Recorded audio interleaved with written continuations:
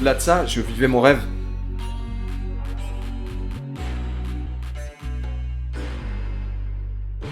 Et au présent, tu vois, j'écrivais mon histoire, et là j'ai vraiment connecté à cette magie de la vie.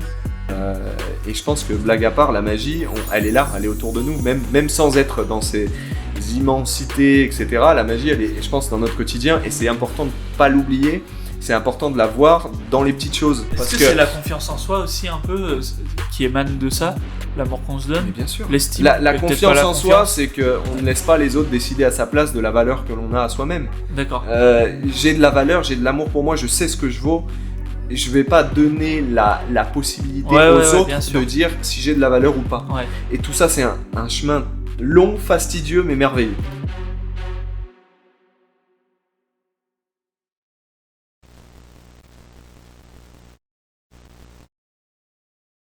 Alex, comment ça va? Ça va impeccable, David. Merci à toi de me recevoir. Merci beaucoup d'avoir accepté l'invite, ça me fait super plaisir. Yes.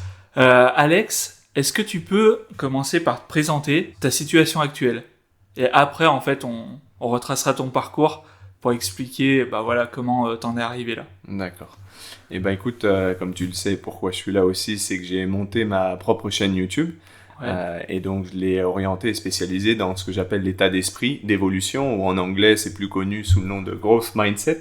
C'est le fait en fait un apprentissage continu et une adaptation au changement qui est permanent, et le fait de trouver un petit peu cet état d'esprit qui permet de pouvoir s'adapter au monde qui change et qui évolue en permanence. Parce que du coup, growth mindset, c'est un concept que t'as pas créé, qui existe déjà en anglais?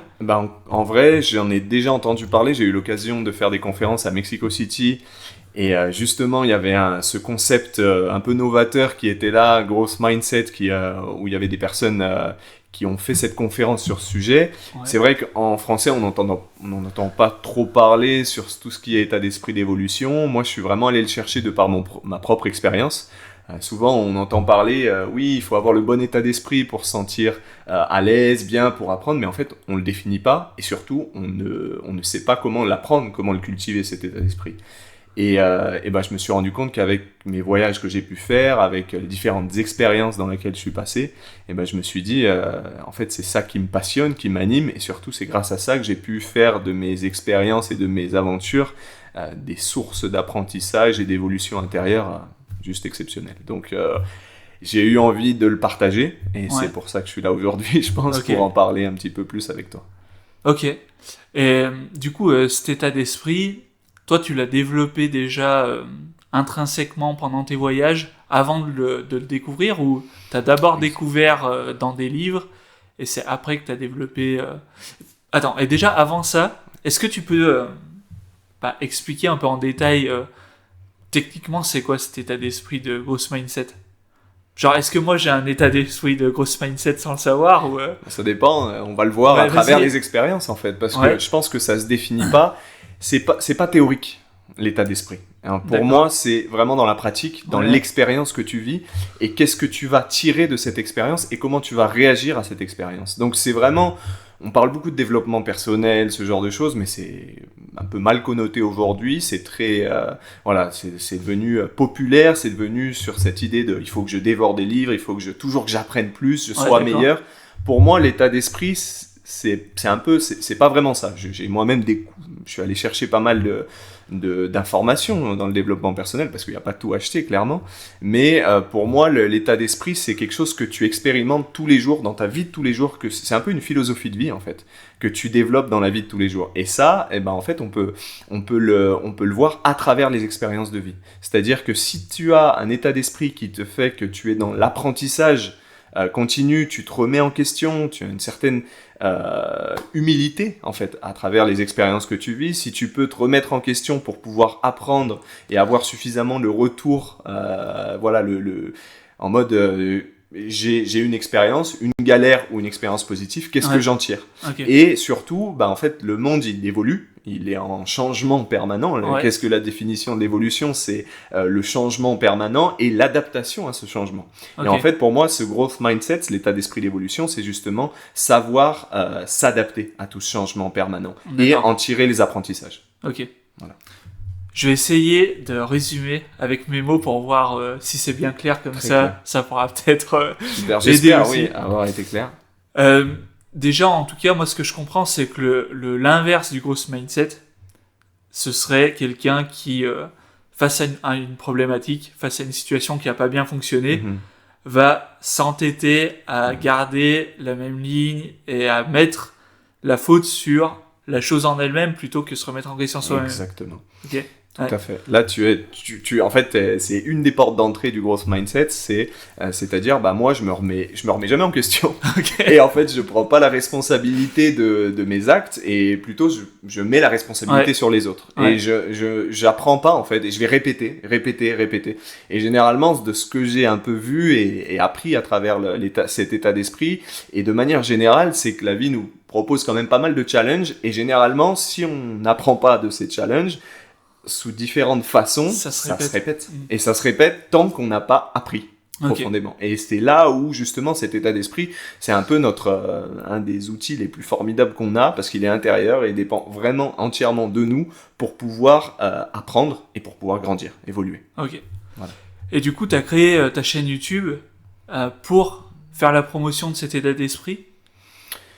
Promotion, je sais pas. Mais pour la diffusion, je sais pas comment on pourrait dire ça. Ouais, bah en fait, pour partager, c'est venu vraiment par intuition, j'ai envie de te dire. Ouais. J'ai été beaucoup dans une optique où j'ai suivi mes passions durant ces dernières années. Voilà, un cheminement personnel, on va dire. Ouais. Et je me suis dit, mais en fait, j'ai envie de partager ça. Il y a une personne durant mes aventures, on y reviendra sûrement, mais qui m'avait dit, c'est pas le nombre d'années que tu passes dans l'aventure qui fait que l'aventure est un succès ou pas, c'est ton état d'esprit en fait, et c'est comment tu vis toutes ces expériences. Et pour moi, ça m'avait marqué. Et c'est là où c'est commencé à s'imbriquer en fait cet état d'esprit. Je me suis dit, mais ouais, je suis peut-être pas parti 10 ans et j'ai peut-être pas exploré le monde pendant 10 ans, mais pendant ces 3 ans où je suis parti, et ben en fait, je pense que grâce à cet état d'esprit, j'ai pu explorer beaucoup de choses à travers cela. Et j'ai oublié ta question, le fil conducteur de base, mais je pense que... Non, mais on parlait de la chaîne YouTube, pourquoi tu l'as créée ? Et voilà, bah, typiquement, parce que j'ai eu envie de partager ça, en fait. Ouais. J'ai eu envie de partager en fait, ce qu'il y a de merveilleux derrière ça. Je vais refaire le rôle de celui qui essaye de redire avec ses mots. En gros, tu es en train de dire que quand tu fais un voyage, ton état d'esprit, il va complètement conditionner si ton voyage il est bien ou pas bien, indépendamment de ce qui s'y passe vraiment. Exactement. Ça, c'est une très bonne reformulation. En l'occurrence, généralement, ça se passe jamais comme on l'a prévu, clairement. On a tous des plans, on a tous une structure, on va se dire ça se passe comme ça, et on a toujours des surprises. Et en fait, ce qui fait aussi la richesse de tout ça, c'est de te dire, bah, quelle que soit la situation, c'est une aventure. Et je pense, tu parles de voyage, alors... Clairement, dans les voyages, tu peux le matérialiser, cet état d'esprit, mais en fait, ça se retrouve de partout. Ouais. Parce que, voilà, je suis sorti... Je parle de voyage parce que du coup, c'était un peu ce qui t'a amené à cette philosophie de vie. Oui, tout à fait. Ça a été le point de départ. Du coup, là, aujourd'hui, tu as la chaîne YouTube. Et qu'est-ce que tu fais d'autre ? Et ben aujourd'hui, je suis dans une période assez intéressante de transition. En fait, je suis revenu en France il y a peu avec ma femme, où on est après avoir beaucoup voyagé justement, on est de retour en France, donc on est sur une stabilité et une adaptation de nouveau à une autre situation. Et c'est là où c'est intéressant. On pourra y revenir plus tard. C'est que bah forcément, c'est comment en fait se remettre en marche sur une autre situation, se réinventer dans un sens, parce que vraiment j'ai la sensation de me réinventer de nouveau. À un moment, je me suis défini par mon parcours professionnel. Après, quand je suis parti, j'ai pris les décisions pour partir vivre cette aventure que j'avais envie de vivre. Bah, je me suis dans un sens, tu vois, défini par ce côté aventurier que j'avais. Et aujourd'hui, bah, je me rends compte qu'en fait, c'est pas forcément c'est pas forcément la situation en elle-même qui me définit, parce qu'aujourd'hui, je pourrais dire, bah voilà, tu fais plus rien, t'es dans une situation où tu fais du travail à côté, des petits boulots, t'essaies de te réorienter, etc. Mais c'est plus vraiment ce que j'ai appris de tout ça et comment je veux le mettre et qu'est-ce que je veux faire en fait par la suite. Donc en fait, là, je suis vraiment dans une optique où je définis un petit peu cette trajectoire et mettre en place les éléments pour y arriver. Donc il y a de la chaîne YouTube, il y a le côté entrepreneurial, parce que pour moi, c'est une aventure, l'aventure que j'ai vécue sportive, culturelle, je peux la dupliquer sur l'aventure entrepreneuriale. Il y a énormément de choses à apprendre et je pense que le growth mindset, cet état d'esprit d'évolution, il est à point, il est parfait pour l'aventure entrepreneuriale. Mais voilà, je pense qu'on pourra peut-être y revenir par la suite. Du coup, Alex, si on remonte un peu le temps, qu'est-ce qui t'a incité la première fois à voyager, où t'es parti, et qu'est-ce que c'est un peu les péripéties que t'as eues, tu vois, peut-être les grosses galères, qu'est-ce qui te vient à l'esprit? Il y en a eu beaucoup. En gros, j'ai eu toujours un peu ce rêve quand j'étais enfant, je rêvais un petit peu de fantasy à travers les films, à travers les livres, un peu le monde magique, de découvrir. Quel livre? Alors les livres c'était très fantastique, donc en l'occurrence j'ai pas de livre là qui me vient en tête, mais c'était vraiment tout ce qui est sur le monde du fantastique, les films. Le Seigneur des Anneaux. Voilà, typiquement. Seigneur des Anneaux, même que ce soit Harry Potter, j'aimais bien parce qu'en fait je sortais un petit peu du monde ordinaire pour vivre cette magie. Et c'est ça en fait, et aussi des jeux vidéo. Jeux vidéo, j'étais bien geek. À quoi tu jouais? Age of Conan par exemple, Morrowind, c'est Morrowind. Morrowind. Ah, c'est trop bien. C'était extraordinaire. The Elder Scrolls. The Elder Scrolls. J'ai les musiques dans la tête, et je voyageais en fait. Et je voyageais à travers tout ça.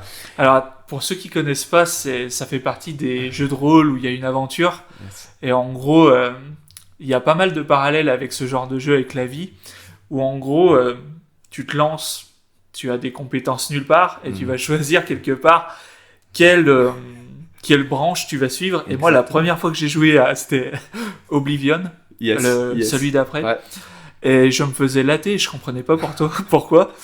En fait, et c'est comme dans la vie, moi, je sais pas pourquoi, quand j'avais l'arbre de compétences, je gagnais des points de compétences au fur et à mesure que t'avances, et je les distribuais un peu de partout, tu vois.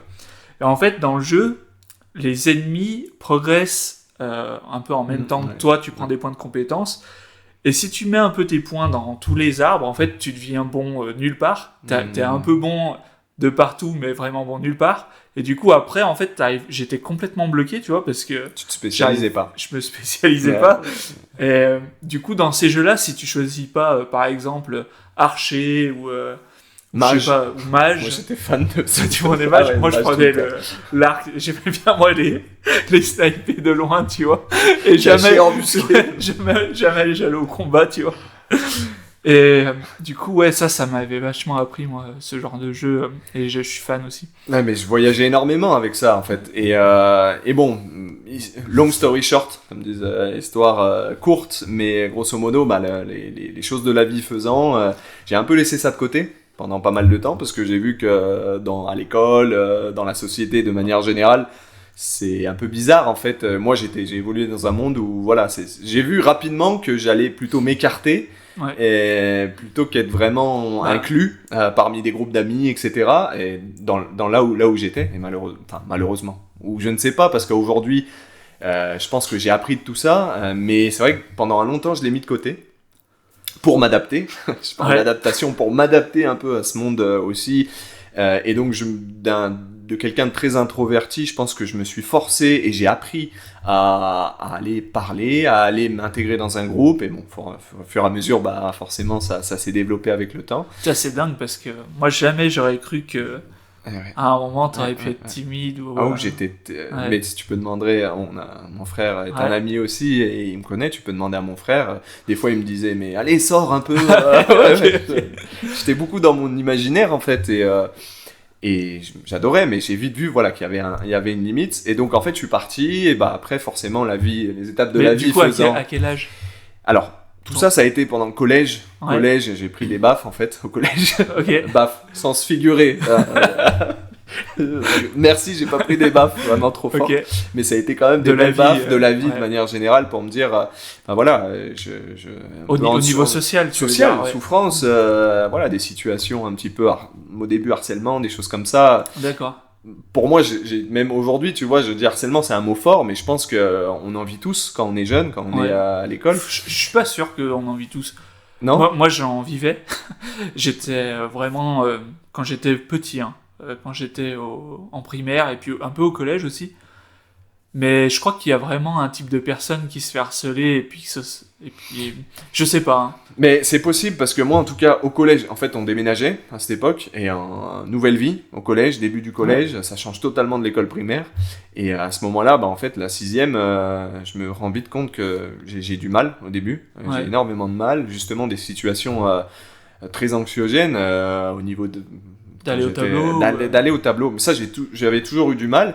Et en l'occurrence, une situation compliquée au retour d'un bus, etc. Et ça m'a suivi pendant longtemps. Et je me suis dit, plus jamais je veux être dans cette situation. D'accord. Et je veux plus jamais être cette personne qui se laisse emmerder, malmener.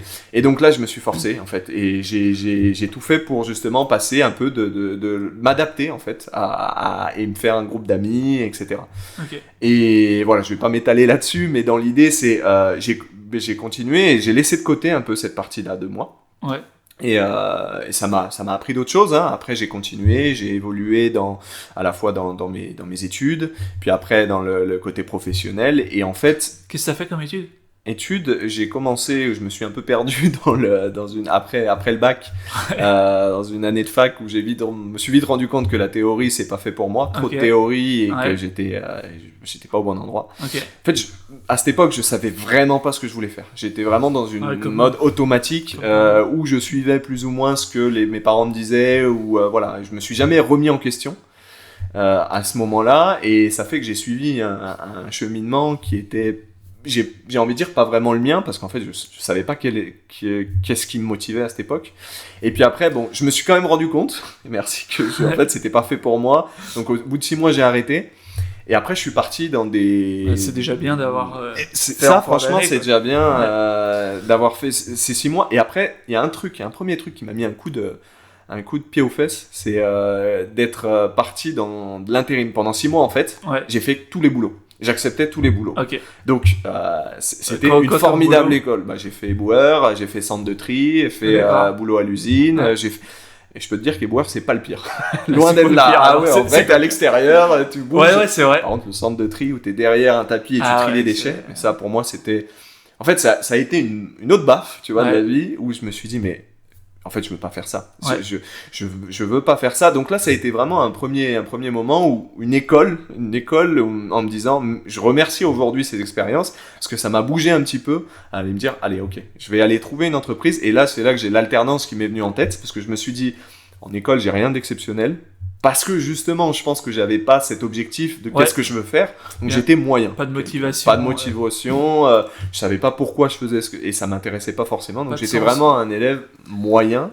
J'ai eu mon bac rattrapage pour te dire. Donc c'était en serrant les fesses. Ouais. Et après, en fait, là, à ce moment-là, je me suis dit, peut-être que l'entreprise, tu vois, ça peut être une manière d'arriver de compléter mes études. Même si pour l'instant, je me suis pas posé quelles études je voulais faire. Je me suis dit, il faut que je fasse des études. Et donc, je suis parti sur l'alternance où j'ai complété après pendant ces 5 ans, où là, je me suis rendu compte que déjà, j'aimais mieux ce que je faisais parce qu'il y avait de la pratique. Tu vois, il y avait de la... T'étais dans quel poste d'alternant ? Technico-commercial. En fait, j'ai fait des études après de commerce, stratégie, business et management commercial. Donc, ça m'a intéressé dans le sens où le côté entreprise. Et surtout, ce qui m'a intéressé, c'est le côté pratique. En plus du côté théorique. Okay. Et c'est là où j'ai commencé à voir que j'avais des bonnes notes, à voir que j'étais pas si nul que ça, parce que j'ai commencé à me dire, tiens, c'est intéressant en fait, il y a des choses que je peux prendre. En gros, il a fallu que tu voies qu'est-ce que ça allait t'apporter dans la vie, ou plutôt, qu'est-ce que tu allais pouvoir avoir comme situation par rapport à être sur une chaîne, quoi, quelque part. Exactement. Et tu t'es dit, je me suis projeté. Ouais. C'est la première fois où je me suis projeté, où j'ai pris un peu de recul, Ouais. Et je me suis dit, mais je me vois pas faire ça. Okay. Il faut et surtout j'ai compris à travers l'expérience et j'ai compris que je ne voulais pas faire ça parce qu'on me l'avait dit On me l'avait dit, ouais, tu sais, c'est peut être dur des fois sans études, etc. Et moi, bon, j'avais pas d'autres notions que sans études, qu'est-ce qu'on peut faire. Alors, aujourd'hui, je sais qu'on peut faire des choses sans études, mais à cette époque, je savais pas. Donc, je me suis dit, ok, alors, aujourd'hui, je comprends qu'il faut que je fasse des études. Ouais. Et c'est là où... Là, je pense qu'il y a un côté générationnel où je pense que les jeunes d'aujourd'hui, ils ont plus de portes ouvertes. Tu sais, avec YouTube, il y a plein de chaînes qui font l'apologie de lancez-vous en freelance ou dans l'entrepreneuriat. C'est vrai que nous, à l'époque, ça n'existait pas, je pense. Non, bien sûr. Bien sûr, et le côté entrepreneurial, c'était quand même... Enfin, moi, c'était loin. Hein. Je me rappelle quand je levais la main en classe en me disant, mais qui veut être entrepreneur, qui veut être salarié? Et puis, on n'y voyait pas comme moi, ça. Je voyais pas. C'était patron de boîte quand on disait entrepreneur. Enfin... Oui. Après, je me suis rendu compte aussi que les patrons... Ouais, voilà. Il y avait pas, en fait, je voyais l'entrepreneur sous un prisme, on va dire, sous une lentille. Ouais, tu dis, c'est pas moi, ça. Non, c'était pas moi. Ouais. J'ai bien évolué depuis parce qu'on me parlait de développement personnel. J'y trouvais aucun intérêt. Je trouvais ça, mec, était juste ennuyant. Et j'avais pas envie d'y faire. J'avais un objectif qui était très simple. En fait, je me posais pas beaucoup de questions. Ouais.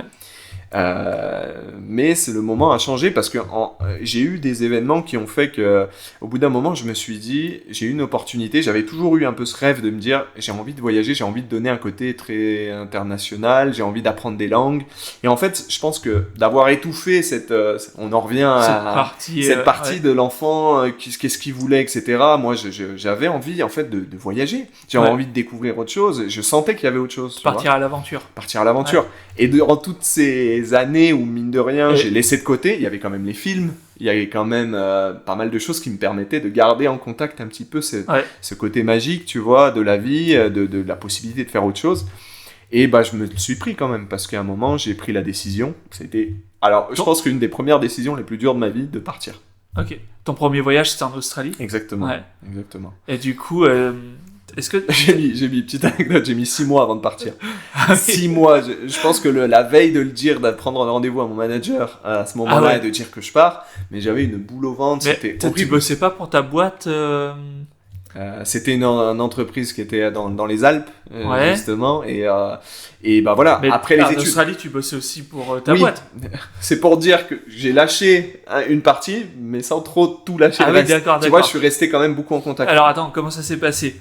Est-ce que d'abord t'en as parlé à ta boîte ou t'as pris les billets et après J'en ai parlé à ma boîte avant. Avant, ouais, t'as fait les choses bien. 6 mois avant. Je te le dis, 6 mois avant. Je pense qu'il y a peu de personnes qui donnent un préavis de 6 mois, qui trouvent le temps de former. Après, une certaine conscience professionnelle, ça m'a toujours apporté, ça m'a toujours réussi aussi, mais je pense que j'étais un peu dans l'extrême de la loyauté aussi. Parce qu'en fait, je me pensais que ça allait que dans un sens, et ça allait pas dans les deux sens. Donc, tu vois, je me sentais vraiment cette personne c'est moi qui leur rendais service, mais moi je leur rendais pas de service. Donc il y avait un côté unilatéral dans la relation, et ça je pense que ça m'a aussi desservi, mais je l'ai appris avec le temps, comme tout.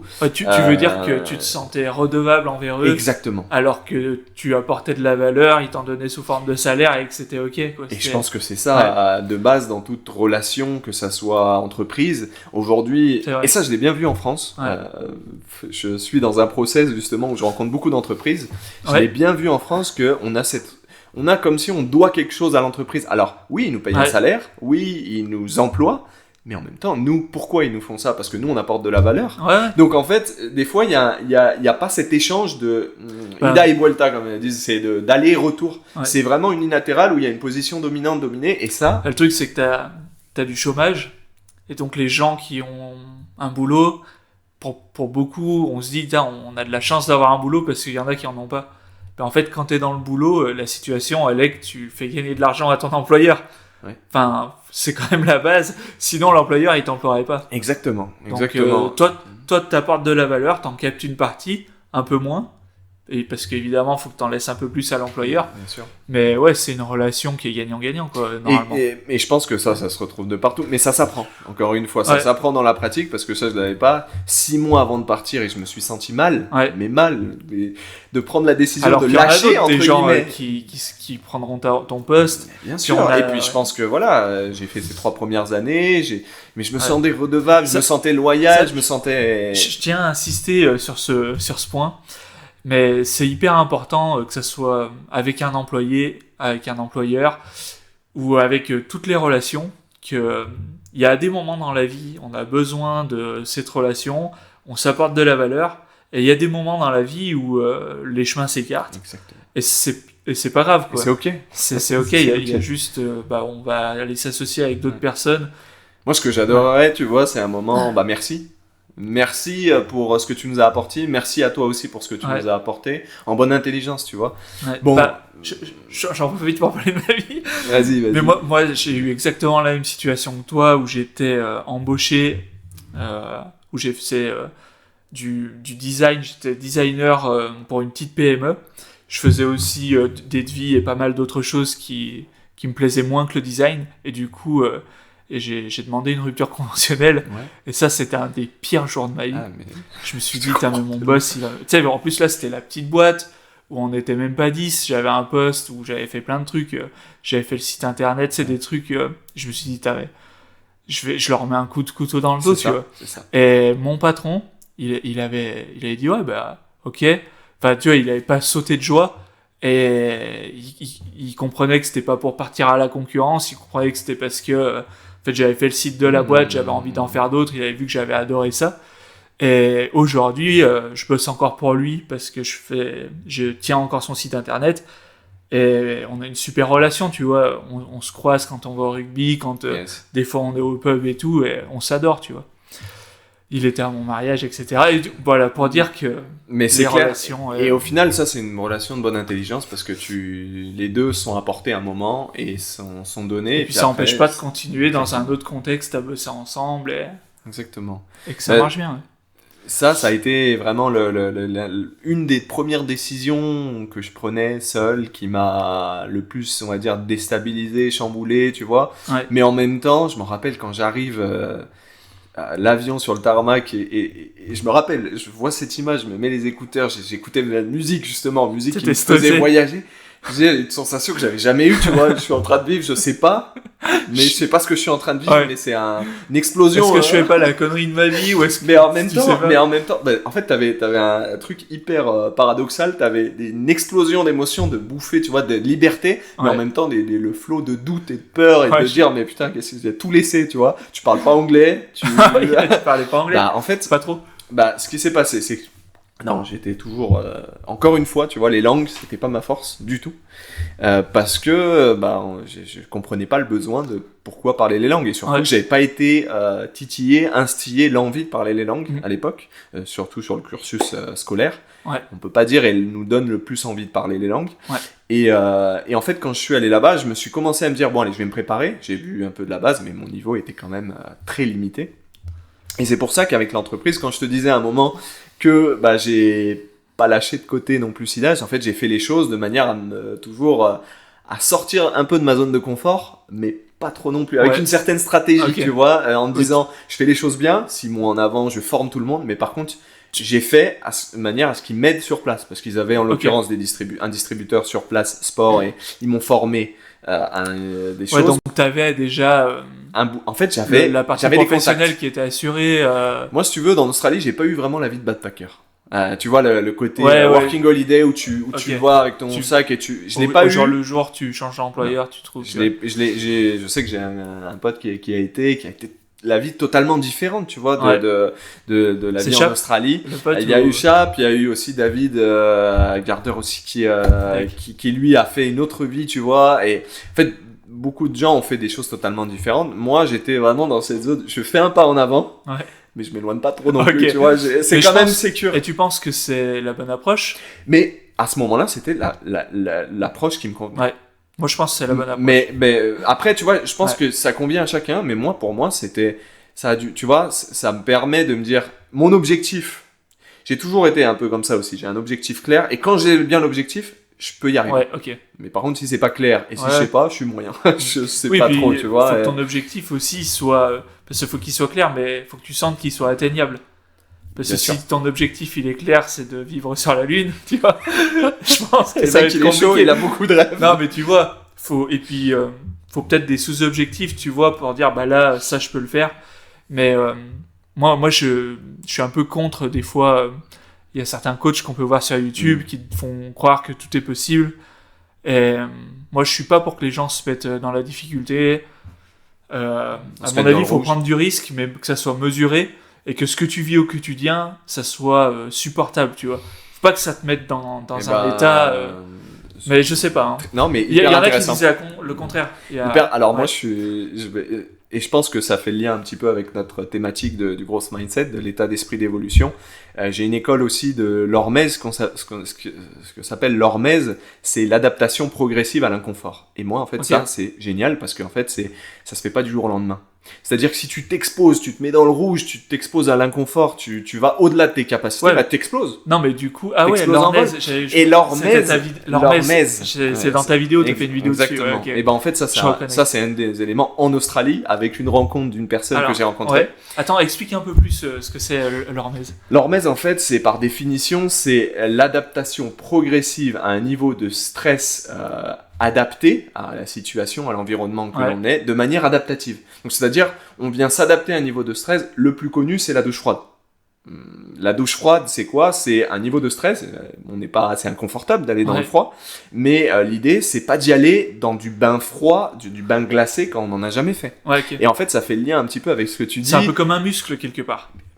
Moi, je le vois de manière générale, cette capacité d'adaptation. C'est comme un muscle que tu viens. Au début, si tu viens t'exploser le bras, ça vient tout péter et tu dois arrêter. C'est exactement pareil. Et ben en fait, c'est cette idée de progressivité, de step by step, petit à petit, tu viens le muscler, tu viens l'adapter. Wim Hof, qui est l'homme de glace, The Iceman, qui est un des plus connus, ce gars-là. Il montre que le froid, il fait des records du monde, il a 20 records du monde, il reste 80 minutes dans la glace, mais c'est pas venu du jour au lendemain. Il montre juste qu'il partait de rien, il s'est entraîné, comme un athlète de haut niveau qui s'entraîne, mais lui il s'est entraîné sur ce muscle de la capacité d'adaptation, et en fait après il est devenu un peu le côté super-homme, super-humain, que malgré que la science disait non, il l'a défié. Et il a montré que c'est possible. Petit à petit il s'est habitué. Tu sais, ça me fait penser à la nitride. La nitrite nitridatisation. Tu vois ce que c'est ? Non. C'est quand tu bois un poison, mais tu sais, c'est un peu pareil avec l'alcool, tu vois. Quand tu bois de l'alcool, que t'en as jamais bu, ça te fait tourner la tête tout de suite, tu vois. Au début, tu bois 3-4 verres, t'as envie de vomir, et après tu t'habitues petit à petit. Mais du coup, l'hormèse, c'est un peu comme la nitridatisation. Ok, bah oui, c'est ça. Mais sauf que la nitrite... Mais dans le sens, je pense que positif... C'est pas un truc mauvais que tu te mets, c'est un truc juste qui est difficile. Qui est... je sais pas, un peu comme renforcer ton état d'esprit, le muscle de l'état d'esprit, presque. Voilà. Je pense que... C'est pour ça, à un moment, j'en parlais au début... Est-ce que j'ai cet état d'esprit ? Je ne sais pas. Et c'est dans l'expérience que tu le vois. C'est pas, en fait, c'est un muscle parce que forcément, encore une fois, c'est la même chose. C'est hyper important. Ça se fait pas du jour au lendemain.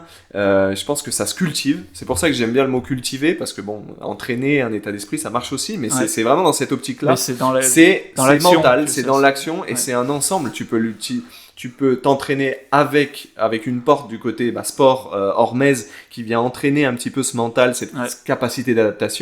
Et pour faire le lien avec ce que tu disais, ça s'est pas fait du jour au lendemain, tu vois. Moi, je pense que j'étais déjà dans cette... C'est quoi les plus gros défis que tu as eu à te dire dans tes voyages ? Vas-y, raconte une anecdote. Tu te dis qu'il a fallu que tu changes un peu ton mindset pour rebondir de ce truc. Mais j'en ai eu beaucoup parce qu'il y a eu des fois où là je vais faire un saut dans le temps un petit peu par rapport à notre histoire plus en avant quand je suis revenu d'Australie, quand j'ai recommencé avec la même entreprise, etc. Et après je me suis dit allez, cette fois sans filet je pars de l'entreprise. Et je pars à l'aventure parce qu'en fait ça m'avait titillé. L'Australie, j'ai eu une expérience. Non. Pas du tout tout seul. Là, tout seul. Je suis parti. En fait, du jour au lendemain, j'avais démissionné. Cette fois en version plus rapide de l'entreprise. Et je suis parti. Et parce que je sais que j'en avais besoin de vivre cette expérience d'aventure à full time, plein temps. Et en fait, du jour au lendemain, je me retrouve dans les Pyrénées avec mon sac à dos. Et là, mais c'était très très très dur parce qu'en fait je me suis retrouvé pas adapté, tout seul, et je me retrouve dans de froid, mais horrible, l'humidité, et moi c'était en plein été, mais j'avais aucune vraiment préparation, enfin une certaine préparation mais pas de connaissance, tu vois. T'es allé au hasard sur la carte ou quand même t'avais un... Non, j'avais un point, j'ai l'idée de faire un petit trek dans les Pyrénées, etc., rejoindre des gens que je connaissais là-bas. Mais en fait, ça a été très très dur. Je suis tombé malade, tu vois, et sans transition surtout. Ça a été la veille, j'étais dans mon confort dans l'entreprise. Le lendemain, je me retrouvais dans les montagnes, malade, froid, à me faire mon. Et là, je me suis dit, mais qu'est-ce que je fous là? Et je peux te dire que là, il faut aller chercher des ressources, tu vois, où tu te dis, comment je peux trouver du sens? Qu'est-ce que je peux en tirer de cette expérience-là? Et pourquoi j'ai pris cette. Et donc là, ça, c'est le gros mindset.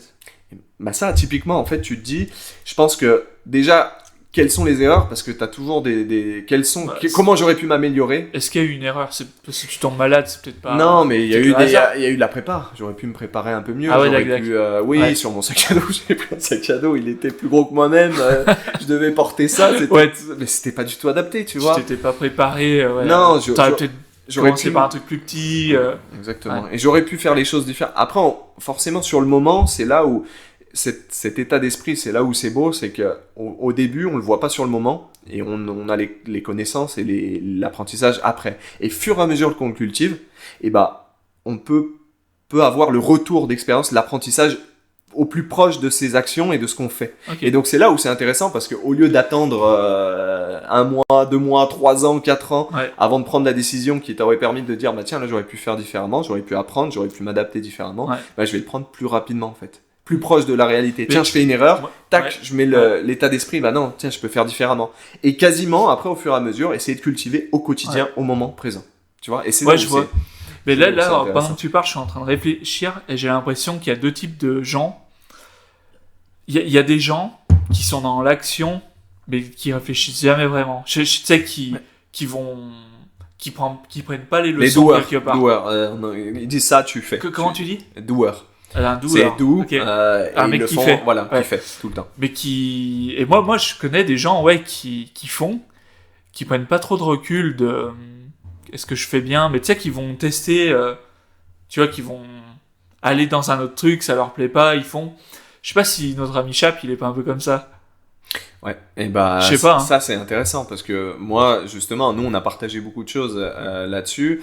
Et après, à un moment, on a eu d'autres idées, etc. Donc, à un moment, forcément, tu vois, comme dans toute relation, on en parlait tout à l'heure, d'avoir des merci de tout ce qu'on a appris. Et je pense que c'est là où réside, d'une certaine manière, un élément intéressant, c'est cet équilibre, en fait. Qu'il faut trouver, parce que du coup, je pense l'autre type de personne, moi je suis l'autre type de personne qui passe son temps à réfléchir et qui ne fait jamais rien. Enfin, maintenant c'est plus ça, je fais un podcast, j'ai fait des vidéos, je lance des trucs, mais c'est dans la douleur. Moi je suis le genre de gars qui est capable de faire des plans sur la comète et de rester dans ces plans sur la comète parce que j'adore ça, mes idées me plaisent et de jamais les faire. Et je trouve que c'est très très dur de se confronter à la réalité. Tu vois, faire les podcasts, tu les as imaginés, t'imagines c'est bien, tu le sors, ça fait 10 vues. Tu vois, non mais c'est le jeu. C'est le jeu. Et puis, c'est là. Toi, quand tu lances un podcast, qu'est-ce que tu fais?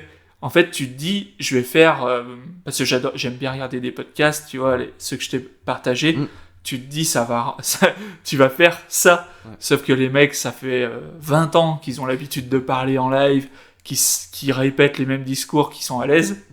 Toi, quand tu as tourné ton podcast, t'es tout content, t'es au montage, tu te vois parler. Exactement. Tu te dis, mais attends, c'est ça que je viens de faire. Moi, je m'imaginais pas ça, tu sais. Et je pense qu'il faut quand même le faire, accepter que c'est pas parfait, et trouver que c'est dans ça fait partie dans la répétition, quelque part, que ça progresse.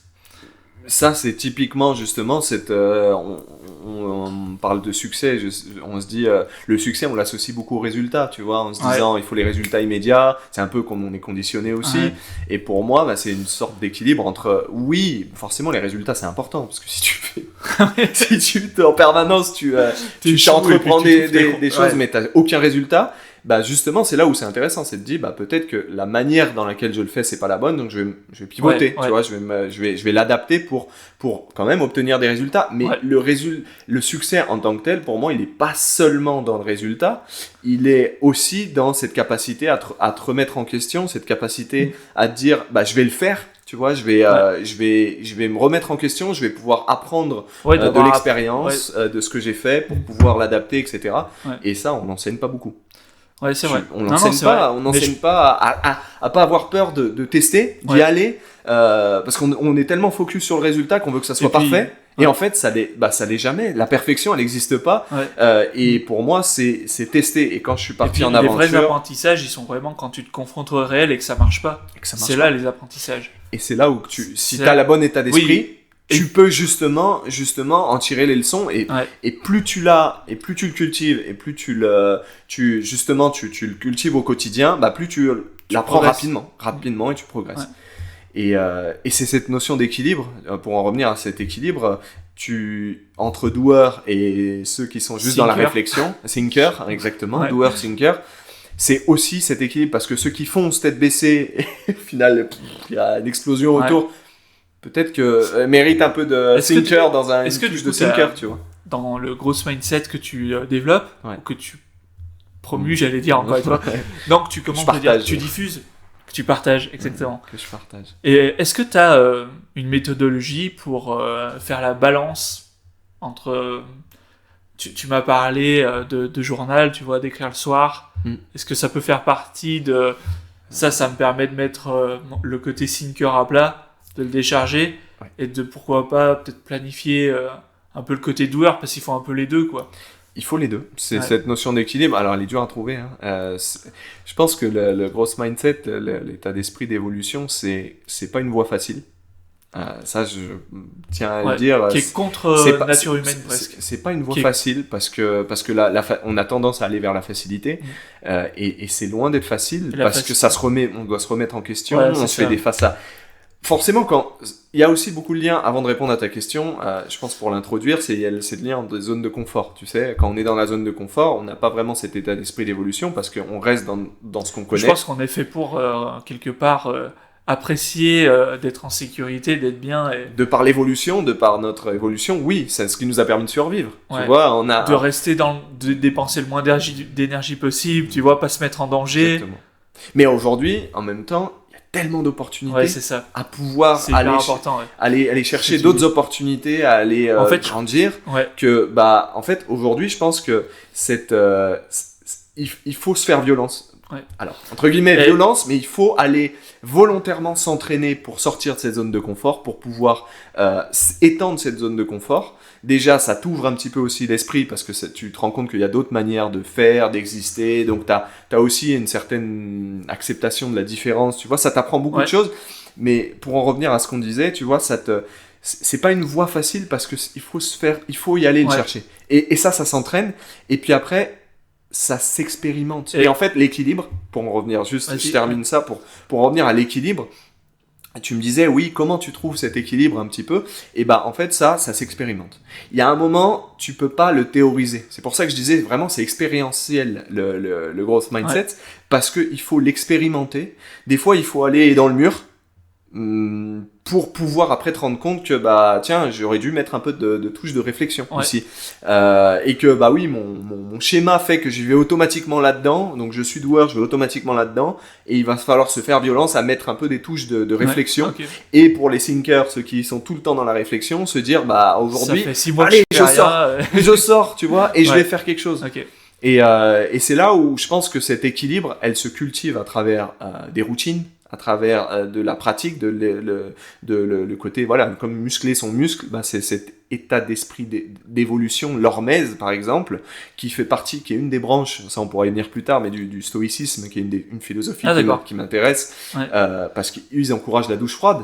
Donc dans un sens, en fait, il y a beaucoup de choses intéressantes. Mais pourquoi ? Parce qu'en fait, cet inconfort, aller volontairement se mettre à l'inconfort, dans un monde aujourd'hui d'une société moderne où tout est hyper conformisé, entre guillemets, où tu as beaucoup de confort, et si on sort pas volontairement, aujourd'hui on voit un peu la situation, c'est que ça nous amène vers un schéma qui se répète, qui consomme, on veut du confort, on veut de la facilité, et en fait ça c'est en train de nous détruire, c'est en train de détruire beaucoup de choses autour de nous, et je pense que si volontairement on y va, on s'entraîne à s'adapter, à se mettre à l'inconfort, et forcément on va expérimenter et ça va s'équilibrer au fur et à mesure. Et pourquoi l'inconfort, il est inconfortable ? Non, ce que je veux dire par là, c'est pourquoi, tu vois, on est quand même une espèce évoluée, enfin en tout cas celle qui a évolué de manière à à avoir toutes les ressources. Et avoir la capacité de penser. La capacité de penser, voilà, de mettre des mots et d'avoir des réflexions sur les choses plus que des simples réflexes. Pourquoi c'est difficile de faire des choses, de sortir? Pourquoi faire quelque chose de nouveau, c'est difficile? Pourquoi Je pense qu'on en parlait tout à l'heure. Pourquoi on se sent en danger, tu vois? Alors que les situations, quand tu vas en Australie, c'est pourquoi on se sent en danger, alors qu'en vrai, il n'y a pas plus de chances qu'il nous arrive quelque chose que quand on va... Parce que je pense que, on en parlait tout à l'heure, l'évolution dans nos gènes. Ouais. Encore une fois, la société moderne, c'est quoi? C'est 200 ans sur 70 000 ans d'Homo sapiens. Donc l'échelle du temps et notre inconscient, comment on est évolué, c'est plutôt dans l'esprit combat-fuite. Donc c'est-à-dire que où justement, plus on est dans un mode confort avec une communauté qui est la même, acceptée à travers cette communauté, et en fait ça c'est notre survie, c'est grâce à l'être un peu sociable que l'on est, l'être humain, que on a survécu, parce qu'on est une espèce qui est immature quand on est hyper fragile, on n'est pas les plus forts, on n'est pas les plus... mais le côté social nous a permis de devenir l'être qu'on est aujourd'hui, l'espèce que l'on est aujourd'hui, et je pense que le côté justement acceptation de la norme entre guillemets sociale nous permet de nous rassurer, et c'est ce qui nous a permis de survivre. Sauf qu'aujourd'hui, je pense qu'un des points de l'évolution de l'homme, c'est de se dire, je vais sortir de ce paradigme un petit peu dans lequel on est, pour me dire, en fait, oui, on a été jusque là, ça nous a permis de survivre, mais je vais aller au-delà dans mon ADN, comme c'est, on va dire, de l'évolution, pour me dire, je vais aller volontairement en Australie, je vais aller, après moi je suis parti faire d'autres grandes aventures, je suis allé encore pousser plus loin cette zone de confort parce que j'avais eu ce désir, je te disais, j'ai pas eu la vie de backpacker classique, donc j'ai beaucoup travaillé en Australie, mais durant le Covid, j'ai switché et je suis parti dans la nature en pleine, avec un niveau d'incertitude énorme, et c'est là où j'ai eu mes premiers déclics en me disant, waouh, l'aventure c'est là où je la vis. Et quand je suis revenu et quand j'ai décidé de repartir après, c'est là où je suis parti sans filet et je suis allé vivre mes aventures. Et ça n'a pas été simple, mais ça s'est fait étape par étape. Et aujourd'hui, mais je me dis, mais merci d'avoir pris ces décisions, merci d'avoir... j'ai fait des erreurs, j'ai fait beaucoup de choses qui n'étaient pas parfaites, mais au moins, je suis allé voir un autre monde, je suis allé voir des choses différentes, et je suis allé voir qu'en fait, on évolue en prenant ces décisions, en allant chercher l'inconfort. Est-ce que tu penses que cet inconfort-là, tu peux l'avoir surtout dans le voyage, ou ça peut être dans le sport? Tu sais, tu peux peut-être te mettre en inconfort dans le sport, ou en te lançant dans l'entrepreneuriat, ou Totalement. En faisant une asso. Totalement. Moi, personnellement, mon rêve d'enfant, c'était cette aventure. Donc c'est ce qui m'a fait partir à faire les aventures en vélo, 6000 km en autonomie, voilà ce genre de choses qui m'a... mais ça c'est propre à moi. Il y en a que l'aventure ça leur dit rien du tout. Enfin l'aventure... Après il y a plusieurs formes d'aventure quoi. Bon, exactement. L'aventure dans le sens voyage, etc., apprentissage des langues, etc., rencontre, culture éloignée, ça leur parle pas. Mais par contre l'entreprise, l'entrepreneuriat, le sport, aller chercher d'autres niveaux d'inconfort. En fait il y a énormément de manières de pouvoir sortir de sa zone de confort sans pour autant aller dans des voyages à l'autre bout du monde. Alors, moi, ça m'a aidé parce que, en fait, ce qui m'a aidé dans ce sens-là, c'est que ça m'a aidé à me sentir, en fait, coupé un petit peu des normes sociales que j'avais, familiales que j'avais. Donc, ça m'a donné une vision fraîche. Parce qu'il y a quelque chose qui se passe quand on est dans des groupes, c'est qu'en fait, notre identité, notre personnalité... elle fait pour se conformer aux attentes un peu de chacun. Et du coup, c'est vrai que quand tu pars et que tu casses cette intégration que tu as tous les jours, tu peux peut-être retrouver Alex que tu avais quand il était petit, quoi, et qui jouait, ou qui lisait Harry Potter, ou qui jouait à Morrowind. Qui le dis-tu? Ça, c'est...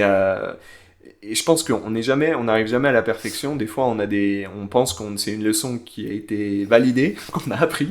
Ouais. Mais en fait, ça nous remonte à un autre niveau d'intensité, parce qu'en fait, on se rend compte qu'il y a encore des choses à aller creuser, à aller chercher. Je pense que ça s'arrête jamais.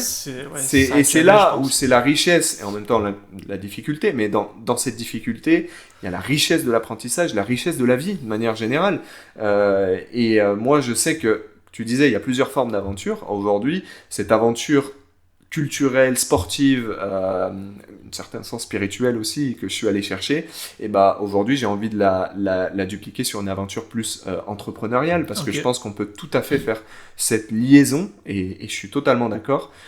C'est juste un muscle, et en fait, après, ça nous met juste sur notre voie, aller se dire qu'est-ce qu'on veut vraiment. Forcément, il y a une grosse partie introspective dans tout ça, mais moi, je le vois pas uniquement théorique. Je le vois vraiment par l'expérience. Par l'expérience, ouais. Donc, j'étais beaucoup thinker, dans un sens, je te rejoins, parce que j'étais beaucoup dans le sens où j'ai envie de faire ça, j'imagine. Ouais. Et à un moment, j'ai pris la décision. Après, je me suis lancé énormément en tant que doueur, d'un autre côté. Okay. Et aujourd'hui, j'essaye justement de remettre un peu cet équilibre en me disant il faut que j'ai de la réflexion, mais en même temps, il faut que j'arrive à me lancer. Et tout ça, c'est un apprentissage quotidien, en fait, ça s'arrête jamais.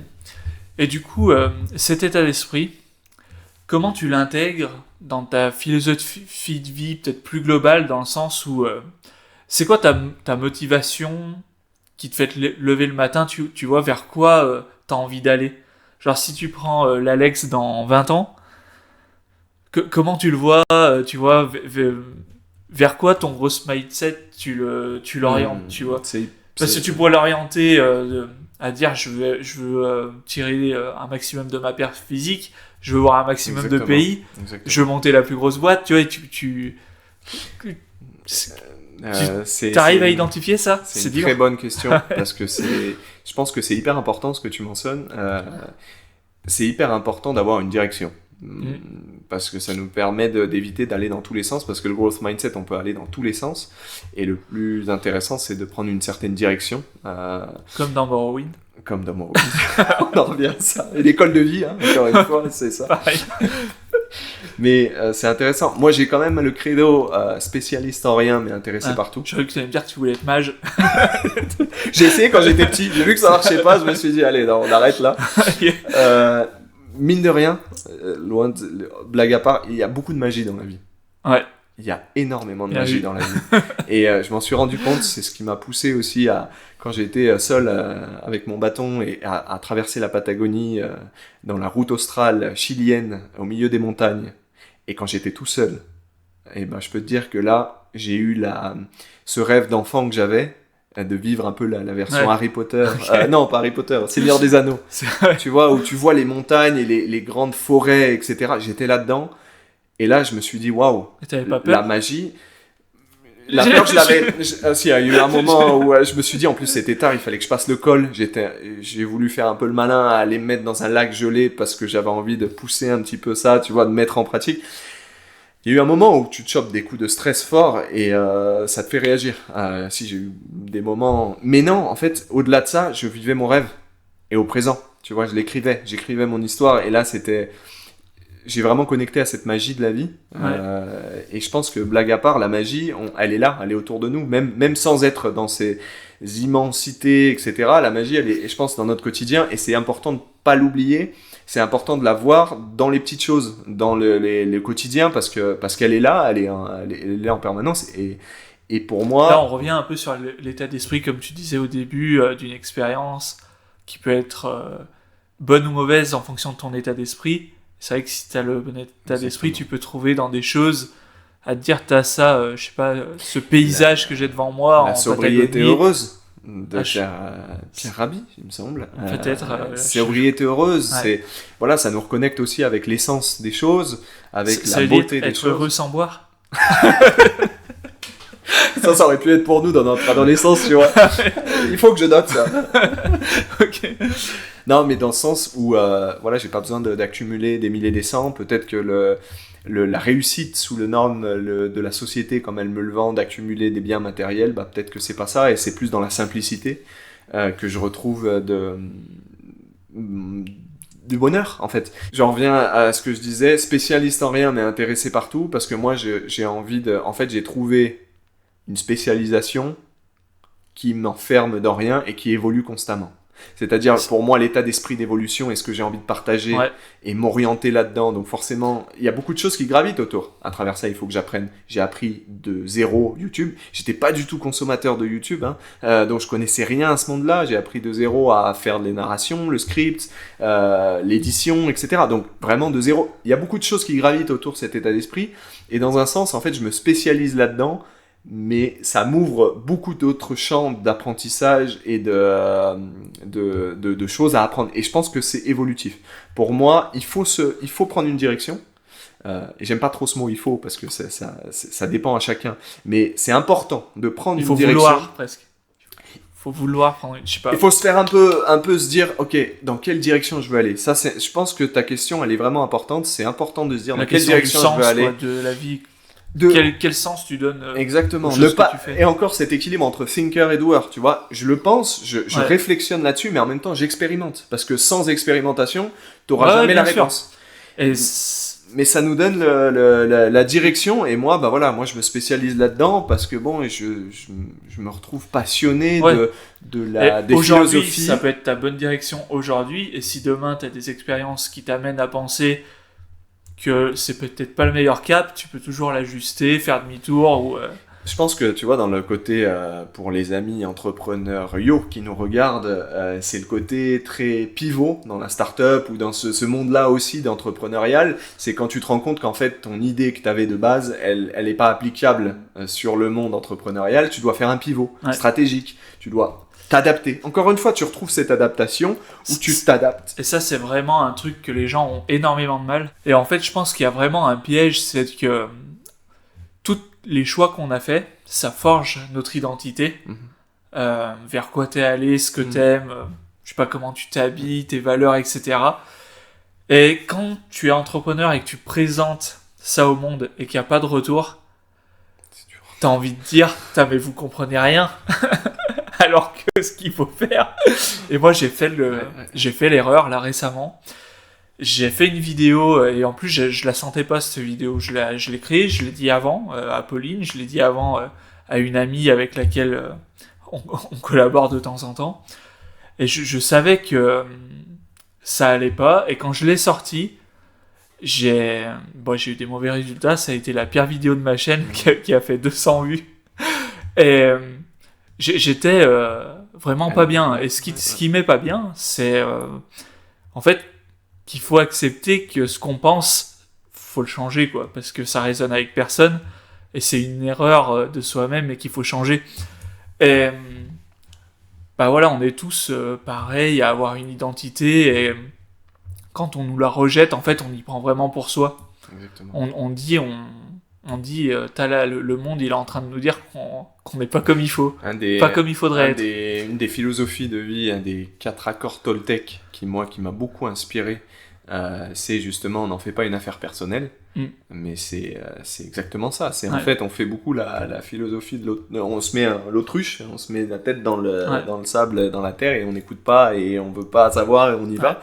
Mais justement ça prend en compte aussi ça, de pas en faire une affaire personnelle, parce que au final, derrière tout ça... Mais il faut quand même se changer soi. Si le retour est pas bon, il faut pas le prendre personnellement, peut-être, mais il faut accepter de changer ses idées et de changer son identité vers la vérité. S'adapter. C'est l'adaptation à la situation. Et là, je vais amener un sujet sur la table qui va faire pas mal de bruit et... Moi, le premier invité sur la chaîne, c'est le futurologue, et on a beaucoup parlé d'intelligence artificielle. Et il a fait sa première conférence, et moi j'ai regardé, j'ai adoré, elle a fait plus de 10 000 vues, je crois, sur YouTube. C'était une conférence qu'il faisait à Toulouse, qui a été filmée. Et à la fin de la conférence, il s'est fait un peu allumer par les questions.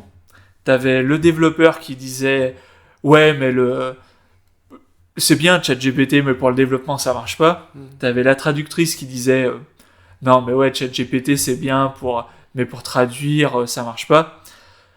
Et les deux thématiques pour le code, tout ce qui est langage, en fait, c'est là où ça marche le mieux. Et moi, je peux te dire que ChatGPT, pour traduire, ça marche très bien.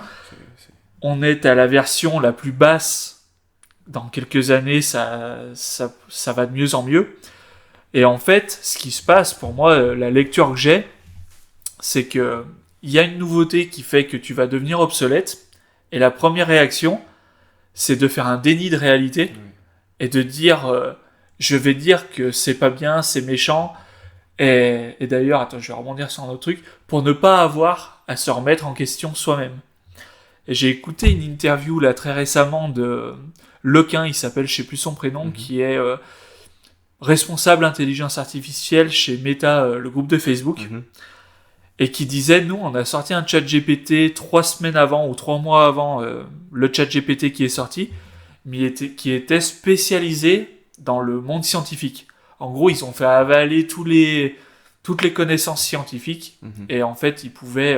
et ils ont présenté aux scientifiques, et les scientifiques, ils ont dit quoi ? Ils ont dit, mais c'est nul, parce qu'en fait, tout le monde va pouvoir faire une thèse en 2 secondes, ça a aucun sens, mais en fait, si t'es plus efficace, c'est un bel outil, tu vois. Sûr. Mais en fait, ils ont rejeté parce que ça les rend obsolètes. Enfin, pour moi, c'est comme ça que je le comprends. Et en fait, plutôt que de dire, bah, c'est super, on va pouvoir avoir toutes les connaissances à portée et faire nos recherches plus vite, ils ont dit, non, mais non, parce que là, les petits jeunes, ils vont pas avoir à en chier comme nous, on a en chier. Toutes nos connaissances qu'on a, finalement, elles servent à rien. Et là, on va vivre un monde, je pense, dans les quelques années où ceux qui vont pas utiliser l'intelligence artificielle, ceux qui vont dire, bah non, ceux qui vont l'utiliser, eux, ils vont progresser et ils vont devenir obsolètes. Ces gens-là, ils vont dire, c'est pas juste, c'est pas normal, mais en fait, quand il y a un nouveau truc qui arrive, c'est à toi de te remettre en question. Le monde, il s'en fout, il va continuer, tu vois, à progresser. C'est dans la résistance au changement, c'est le déni de réalité, justement. Mais ça, c'est une thématique hyper intéressante parce que, justement, le monde, tu l'as mentionné, il évolue. Et si nous, notre place en tant qu'être humain, on n'évolue pas avec, mais on va être, l'homme moderne va être une grain de poussière dans l'histoire du temps et on va être oublié demain, quoi. Mais on va s'éteindre, tu veux dire ? Bah, on va peut-être évoluer dans un autre sens, mais oui, on va être balayé. En fait, si on ne s'adapte pas au changement... Ah ben, alors attends, comment on pourrait être balayé ? Bah, on va être balayé dans le sens où si les conditions climatiques évoluent et que nous, on n'arrive pas à s'adapter, par exemple, à pouvoir sauver, il y a une extinction de masse. Alors, moi, je vais t'introduire une philosophie que j'aime bien, c'est l'optimisme réaliste. C'est-à-dire qu'il faut être réaliste, la situation étant ce qu'elle est, c'est-à-dire voir les choses de manière objective.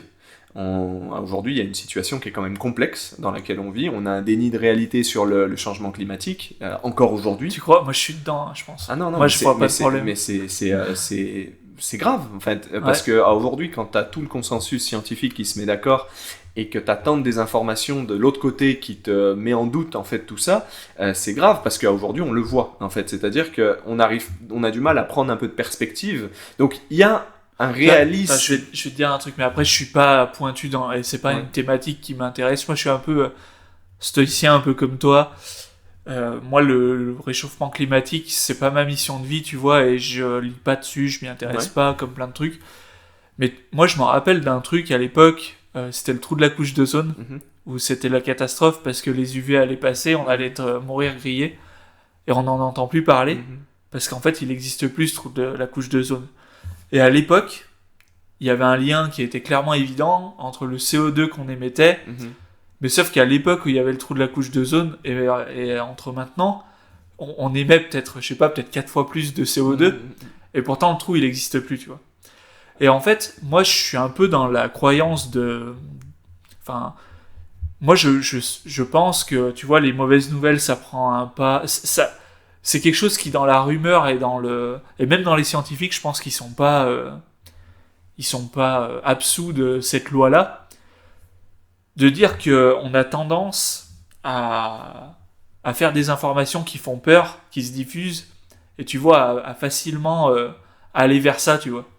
Ah, mais bien sûr, et que ça se propage. Et tu vois, je me dis, est-ce que le réchauffement climatique, c'est pas la couche d'ozone d'il y a 20 ans, tu vois? Non, alors c'est là où c'est intéressant. Moi, on est loin de tout savoir, ça je suis d'accord. Moi, j'essaye de voir les choses, et j'essaye parce que c'est difficile. On est beaucoup influencé de toutes parts. Ouais. Les médias mainstream, forcément, ils cultivent la négativité parce que ça fait vendre. La négativité, Ouais, ça fait vendre, ça attire l'attention. Exactement. Et pour ça que ça fait vendre, etc. Ouais. Et le plus dur, c'est de trouver des points de vue objectifs sur une situation qui est à chaque fois influencée et subjective. Est-ce que tu sais que il y a la planète, elle a des phases de réchauffement, de refroidissement, et qu'elle a déjà été plus chaude qu'elle est aujourd'hui? Oui, mais dans ce cas-là, si tu sais que la planète a un cycle de réchauffement, mais qui est doublement accéléré par l'homme et qui met en péril l'être humain qui vit aujourd'hui sur la Terre, même objectivement, il faut faire quelque chose. Même en déniant que oui, il y a des cycles, etc. Mais aujourd'hui, c'est logique. En fait, généralement, si je suis allé, j'ai quand même voyagé dans le sens où je suis allé, par exemple, sur la troisième, ou je sais plus exactement combien elle est, mais la mégalopole, le Mexico City. Je suis allé au fin fond de la Patagonie et je vois qu'on a pollué les sols, les mers à un niveau sans précédent. On n'est pas dans le cycle de la nature qui auto-régénère. Tu vois, on a de la pollution de partout qui forcément impacte profondément les cycles, l'écosystème, etc. Et ça, c'est un fait. C'est un fait. Bah ça, je pense qu'on peut pas être contre. On peut pas être contre. C'est un fait. Encore une fois, l'objectivité fait que aujourd'hui, on sait très bien que le fait que les températures vont augmenter dans un certain sens, qu'il va y avoir un assèchement, l'eau va être une ressource qui va être quand même un denrée assez rare. Comme Jean-Claude Van Damme disait finalement. Il avait dans 20-30 ans, il n'y en aura plus. Tiens d'ailleurs, à sa santé. Santé Jean-Claude, si tu nous regardes. Mais... Non, mais ouais. Mais dans le sens, tout ça, ça va provoquer forcément des mouvements de masse de population qui vont provoquer... Ça, c'est vrai. Qui dit mouvement de masse, généralement on dit des conflits, parce qu'on a une tendance protectionniste. Bref, j'ai pas trop envie de rentrer là-dedans. Mais ça, oui, c'est sûr pour les... Mais dans tous les cas, si on sait qu'il y a un réchauffement, même si on fait un déni, en soi, il faut quand même prendre le problème. Il faut y réfléchir et il faut trouver des solutions, s'adapter, encore une fois. Et ça, je pense que le changement... Est-ce que tu penses pas que c'est perdu? Moi, je pense que c'est un combat perdu d'avance. Ben non, parce que c'est une formidable opportunité pour moi de se mettre... En fait, généralement, l'être humain, il a besoin d'éléments plus grands que lui pour se mettre en unité. Bien sûr. Et se confronter à un problème plus grand. Et ben moi, regarde quand tu vois l'évolution de l'homme. En France, on était les Dauphinois contre les Savoisiens, tu vois, les Savoyards. Bien sûr. Après, ça a été les Français contre les autres pays. Après, ça a été l'Union Européenne. Donc tu penses que le monde peut se mettre contre... Mais c'est une opportunité dans les problèmes. Moi, je le vois dans les problématiques. C'est des opportunités pour repenser la manière dont on voit les choses. Et aujourd'hui, le réchauffement climatique, on est tous dans le même bateau du réchauffement climatique. Va encore plus loin. Tu prends la Terre qui tourne sur elle-même autour du Soleil, qui tourne, voilà, et on est sur une petite boule, sur un vaisseau qui est l'unique vaisseau de vie que l'on connaît et qui est possiblement habitable. Aujourd'hui, si on prend en compte que si on est en train de détruire et qu'on ne peut plus vivre tous ensemble, on va s'autodétruire. Donc, autant de dire que tu penses de se mettre... je termine juste, mais autant voir cette problématique comme une opportunité pour s'assembler face à un problème plus grand que nous. Et pour moi, je te parlais d'optimisme réaliste, c'est qu'il faut prendre conscience des problématiques dans lesquelles on est aujourd'hui, pas avoir des dénis de réalité, et de s'adapter, de pouvoir voir les choses. Moi, je vois les problématiques, j'essaie de cultiver encore ça comme des opportunités. Voilà. Et j'ai de l'espoir. J'ai de l'espoir. Au Covid. Quand il y a eu le Covid, on a quand même été capable de collaborer tous les pays ensemble parce que c'est quelque chose qui touchait tout le monde très rapidement. Il y a eu plein de choses qui se sont mises en place. Mais pour moi, le réchauffement climatique, quand on va s'en occuper, ce sera trop tard. Oui. Mais on a toujours on attend d'être dans le mur pour pouvoir changer. Mais en même temps, on a une opportunité impressionnante grâce à la science qui arrive à voir le futur dans 50 ans. Ça, on n'a jamais eu le cas auparavant, quasiment. On n'avait jamais eu le cas, grâce à la technologie, de pouvoir voir le futur plus ou moins. Donc, on pourrait se dire... Mais là, tu vois, là, on est pour moi... Mais voilà, je suis pas... C'est juste mon avis. moi, je suis pas sûr qu'on arrive à voir dans le futur exactement ce qui va se passer ou sur le plan climatique. Il y a toujours eu des gens qui ont dit ce qui allait se passer. On voit les tendances. Mais là, on a été... Oui, il y a toujours eu... Tu vois, comme sûr, je reprends l'exemple de la couche d'ozone. Ouais. On nous a dit qu'on allait... Si on réduisait pas, ça allait être... Et puis finalement, ça s'est rebouché de soi-même. On sait même pas trop comment. Alors, oui, mais d'un côté aussi, la science a évolué. Je pense qu'il y a un moment où... Moi, je pense que la science, elle est surcotée. Oui et non, parce qu'en même temps, la science nous a permis d'arriver aujourd'hui à un niveau de vie et à un niveau d'évolution comme jamais on a pu l'avoir auparavant, de connexion entre les hommes, de niveau de vie et de réduction. Il faut encore une fois changer la loupe. À mon avis, il ne faut pas confondre ce qu'on est capable de faire techniquement et les projections qu'on peut être capable de faire sur le futur. Non, mais c'est encore une fois, c'est des grandes tendances. Je pense qu'il ne faut pas prendre à la lettre.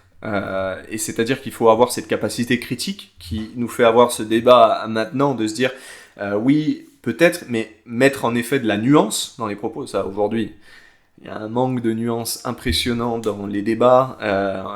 Tout le monde est anti-nuance. Il a une position, j'ai une position, et il n'y a plus de nuance en fait. Donc ça, c'est terrible, je pense, parce que ça nous amène... Personne n'écoute vraiment plus personne n'écoute. Moi, je pense que cette nuance à rajouter dans les propos, en effet... Faut pas faire une confiance aveugle à la science parce que hier, science avait des outils. Non, mais par contre, moi, c'est ce que j'avais pas compris. Le truc qui est sur lequel il faudra faire quelque chose, c'est sur les ressources et puis comme tu dis, les flux migratoires, la population qui augmente. Ça, c'est un truc où problématiques factuelles qui vont arriver si on c'est sûr. Si on n'est pas là dans une certaine pensée. Par contre, là où je pense qu'il y aura un problème, c'est que les personnes qui sont assez influentes pour ça, c'est pas leur problème et tu vois, c'est pas ce à quoi ils pensent, tu vois. Mais bien sûr, tu vois, ça, nous, ça nous intéresse. Enfin, toi, ça t'intéresse. Tu vois, moi, j'ai dit que je regardais pas trop. Et j'ai mon ami, le futurologue, ça intéresse. Je vais accueillir vendredi prochain sur le podcast quelqu'un que ça intéresse aussi, qui fonde une association pour faire un contre-pouvoir à l'IA parce qu'il pense que ça va donner que ça va creuser les inégalités, etc. Et sans parler des dangers que l'IA puisse dégénérer. Et c'est vrai que nous, il y a des gens que ça intéresse, mais les gens qui ont du vrai pouvoir, genre, je dis pas qu'on n'a pas un pouvoir, hein, on peut lancer des mouvements, mais par exemple, Elon Musk, tu vois, lui, son délire, c'est de conquérir Mars, tu vois. Et j'imagine pas la pollution que ça fait quand il envoie une navette, tu vois, pour faire des tests, des choses comme ça, et les milliards qui sont flambés dans des trucs comme ça. On sait pas trop quoi dire là. Non, mais en fait, moi, ce que je peux te dire, c'est qu'il y a énormément de défis à relever dans les années à venir. On a accès à des choses qu'on n'a jamais eues auparavant, qui nous offrent des opportunités de pouvoir changer les choses. Mais par contre, il y a aussi des personnes qui ont accès à des choses, qui n'ont pas envie de changer les choses et rester telles qu'elles sont. Et en même temps, moi, des fois, je me dis, j'ai trop d'empathie parce que je comprends dans un certain sens pourquoi, par exemple, Elon Musk, qui lui est la poursuite de développement technologique, etc., à fond, mais dans l'extrême. Et t'as de l'autre côté il suit ses rêves. Oui, il suit ses rêves. Donc tu vois, tu te dis, ouais, mais tu peux rien dire parce qu'il suit ses rêves. Il est en train de s'épanouir. Mais d'un côté, c'est extrême, tu vois, parce qu'en fait, il prend uniquement son côté technologique, faire vivre des gens, etc. Mais sauf qu'il oublie le vivant, il oublie l'exploitation des ressources, enfin voilà, c'est un sujet qui est très compliqué dans le fait qu'on pose de la nuance dessus. Je pense que c'est hyper important pour relever le débat, pour pouvoir échanger, réflexionner et apprendre, et encore une fois, grandir de tout ça. Mais d'un autre côté, tu prends donc Elon Musk, qui est une personne sûrement hyper intelligente pour arriver là où il est aujourd'hui. Mais tu prends d'un autre côté un antipode, très Aurélien. Bon thinker et très bon doer. Exactement, lui, tu dis, mais tu peux pas le critiquer parce que oui. Tu prends de l'autre côté Aurélien Barraud, qui est une personne qui aussi m'intéresse. C'est par exemple, c'est un astrophysicien de Grenoble qui est une personne, pour moi, très intelligente et un des orateurs les plus français, les plus éminents de notre temps, qui lui voit Elon Musk comme un terroriste. Ah ouais, ça par exemple, et alors que tu te dis, mais lui, en aucun cas, il prend en compte, il défend la vie. Et de son point de vue, il a raison. Du point de vue d'Elon Musk, il dit, mais il a pas, tu vois, il a pas tort dans un certain sens. Et donc, en gros, si on ramène pas de la nuance et si on fait pas un peu les dialogues entre tout le monde. Des visions de la vie différentes, c'est très difficile. Et c'est positionné, c'est très ancré. Et pour moi, par exemple, les deux, dans un certain sens, m'inspirent. Alors oui, moi, je pense que j'ai un attirement profond de la nature, du vivant et de ce qui m'a poussé à faire tout ça. Ouais. Et pour moi, j'ai une petite tendance, je dirais plus, à dire, ok, j'ai envie de me lancer l'entrepreneuriat. À un moment, tu me posais la question, pourquoi YouTube, etc. Bah, pour moi, il est temps aussi d'utiliser un petit peu les outils à notre disposition, qui sont les outils modernes, la technologie, le digital, l'entrepreneuriat, pour non pas aller comme ça de front avec l'économie et la nature, mais pour essayer de trouver quelque chose qui puisse fonctionner ensemble. Et tant on n'aura pas essayé. Tu veux que on n'y arrivera pas. Musk fassent. À un moment, imaginons ils se tendent la main. Ouais. T'imagines ce qui pourrait se passer. Deux génies dans leur domaine pourraient. Aurélien Barraud le voit comme un terroriste parce que lui, il envoie des satellites et l'astrophysicien, il a besoin de la clarté du ciel pour étudier les étoiles, pour étudier. Et il a cette idée que l'homme est colonialisme à l'extrême, dans le sens où il veut tout coloniser.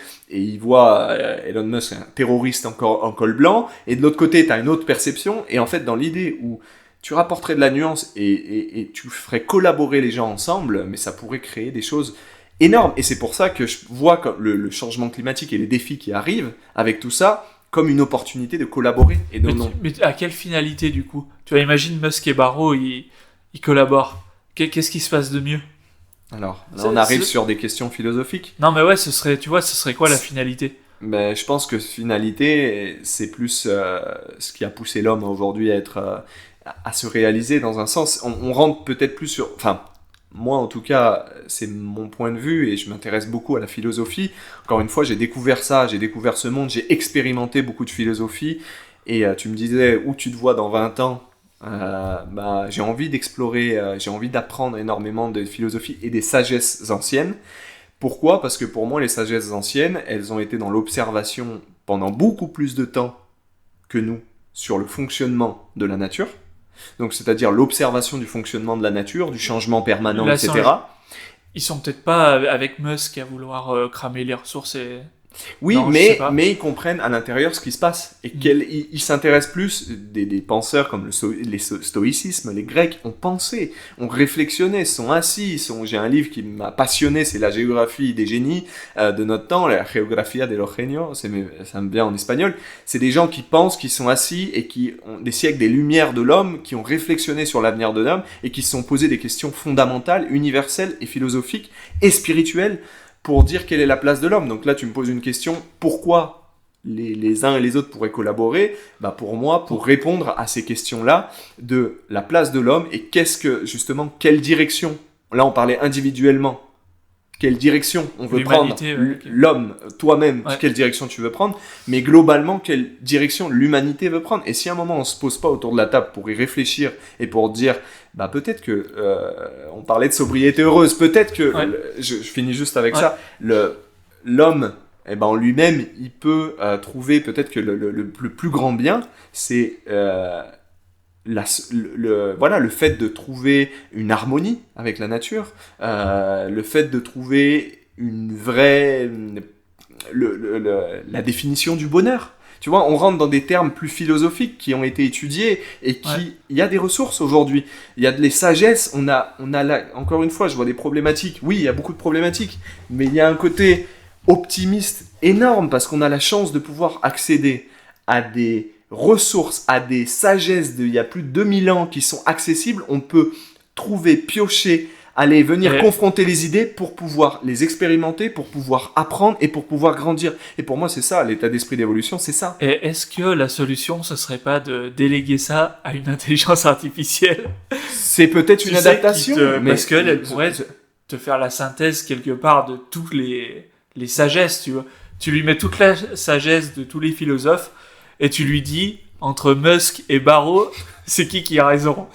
Mais ça, en fait, c'est une autre opportunité magnifique de l'homme qu'on a, c'est qu'on peut avoir quelqu'un qui pense de manière neutre et objective, et que si tu mets suffisamment, encore une fois, ça dépend de comment il a été inculqué et formé, s'il n'y a pas de biais là-dessus. Ouais. Mais si il est vraiment formé par des gens qui ont cet esprit d'open source, vraiment pour le plus grand bien et pour tous, peut-être que sur ces bases-là, va nous apporter une troisième perspective. Là déjà la question, est-ce que il faut que ça soit le plus grand bien pour tous, comme Barrow, je pense, d'après ce que tu m'expliques, c'est un peu sa philosophie, qui essaye de sauver la vie dans son ensemble. Ouais. Ou est-ce que, parce que Musk, lui, j'ai l'impression que lui, sa philosophie, c'est d'être le plus fort possible, le plus performant. Tu vois, si on peut coloniser Mars, faut coloniser Mars, et puis si on peut coloniser plus loin. Moi, je connais pas personnellement. C'est vrai que je peux pas dire Musk, personnellement ce que je suis juste parce qu'il est inspirant sur certaines choses dans l'application et le développement, par exemple, d'entreprise. Dans la performance. Ouais. Donc, il est inspirant sur certains points, mais moins sur d'autres. Mais après, je connais pas plus que ça. Après, il y avait aussi, il y a souvent des scandales autour de lui sur ce qu'il fait. Mais je crois qu'il y a deux philosophies qui s'opposent. T'as les gens qui veulent le bien commun, tu vois, qui veulent le bien pour tout le monde, tu vois, qui pensent à la planète pour que tout le monde s'en sorte. Et puis t'as ceux qui sont plus la loi du plus fort, tu vois. Moi je passe et puis l'autre s'il s'en sort pas, c'est son problème. J'ai l'impression que Musk, tu vois, s'il arrive à mettre, alors je sais pas si on peut dire ça, mais l'élite de l'humanité sur Mars, et puis qu'ils fassent leur truc, tu vois, et puis que la planète Terre elle crame, je suis pas sûr que ça, tu vois, je suis pas sûr que ça l'empêcherait de dormir. Enfin, à mon avis, oui, tout à fait. Alors... Et tu vois, j'ai l'impression que quand t'es au bas de l'échelle, enfin moi, nous on n'est pas au bas de l'échelle, on est en France, on a l'électricité, on a une chance incroyable. Mais tu vois, j'ai l'impression que plus tu montes les échelles du pouvoir, plus les gens ont tendance à faire ce qu'ils ont envie de faire et puis s'en foutre des gens plus bas, tu vois. Et même quand ils s'y intéressent, c'est des fois, tu sais, pour avoir encore plus de pouvoir et d'avoir une bonne réputation, etc. Ouais, je sais pas. En vrai, je sais pas. Dur, hein. C'est dur, mais moi, là où je pense que c'est un sujet qui m'intéresse d'ailleurs, l'évolution. Si tu fais le lien avec l'évolution, ça privilégie quand même ceux qui cassent. Enfin, nous, on est là parce qu'on a cassé la gueule un peu à toutes les autres espèces. Mais justement, dans l'évolution, aujourd'hui, on est venu dans un extrême de colonialisme, en reprenant certains mots d'Aurélien Barraud qui a pensé là-dessus, de colonialisme, si on prend le point de vue du vivant.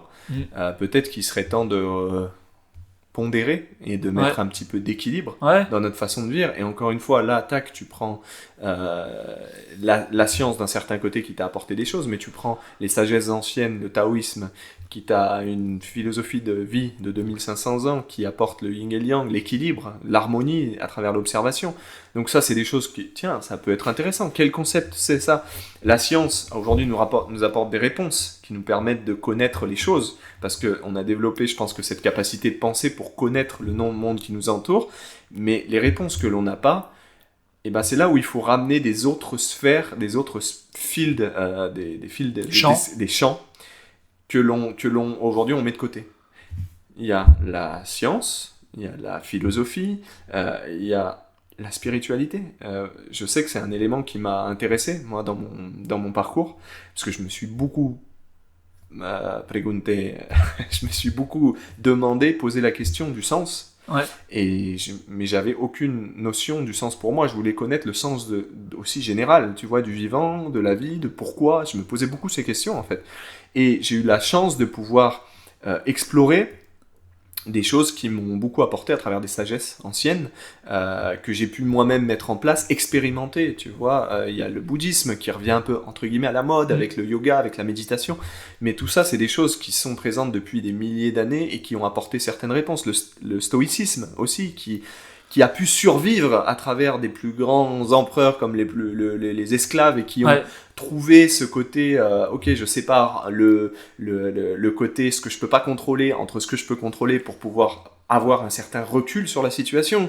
Un autre livre qui m'a absolument inspiré, de Viktor Frankl, qui se tire un peu du stoïcisme, qui est le Man's Search for Meaning, l'homme en quête de sens, par exemple, qui est une personne qui a vécu des camps de concentration et un psychologue, et qui a pu trouver un peu ce sens à travers tout ce qu'il vivait, et la souffrance qui est un autre élément du bouddhisme et qui nous apprend en fait comment se placer par rapport à tout ça. Et en fait, je pense que c'est intéressant dans ce débat, pour faire élever le débat, de rapporter de la nuance et d'amener des champs d'expertise de différents points de vue, de différents champs d'application. Donc la spiritualité, pourquoi ? Parce que tout ce qu'on n'a pas réponse à aujourd'hui, quelque chose de plus grand peut nous l'amener. Pourquoi tous les plus grands philosophes, les plus grands scientifiques ont toujours dit qu'il y avait quelque chose d'autre ?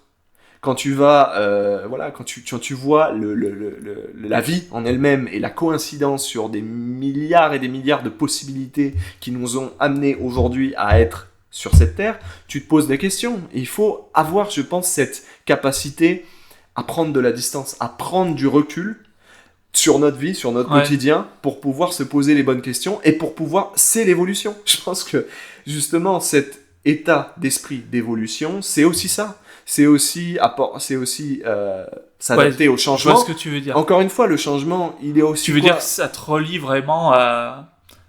Peut-être la création de l'univers, enfin pourquoi les choses elles sont là, etc. Pourquoi se poser les questions, ne pas avoir peur de poser les questions. L'évolution, le changement qui est une chose hyper intéressante sur le stoïcisme, qui relie le stoïcisme, le taoïsme, le bouddhisme, qui sont des choses qui se disent, le changement il est permanent, il est tout le temps là, il a toujours été là, depuis la première vie, depuis le Big Bang jusqu'à aujourd'hui, et des fois on l'oublie. Et en fait il faut s'adapter à ce changement pour évoluer, et encore une fois avec des valeurs. Je pense qu'on n'a pas mentionné les valeurs qui sont pour moi hyper intéressantes, parce que... Vas-y, c'est quoi tes valeurs ? Mes valeurs, je me suis en gros... là, pas le temps de réfléchir. Pas le temps de réfléchir, sans transition. C'est quoi tes valeurs ? Tu vois, en fait, moi ce que j'ai fait, c'est que je suis spécialiste historien mais intéressé partout, dans le sens où j'ai pris un shaker, j'ai mis beaucoup de choses dedans, j'ai secoué, j'ai expérimenté, j'ai lu, et je continue, parce qu'encore une fois, je pense que l'humilité, c'est spécialiste en rien. Tu peux être spécialiste en tout. Exactement. Ouais. Mais pourquoi aussi se limiter ? Ça, à l'époque, tu prends De Vinci, il était spécialiste en tout.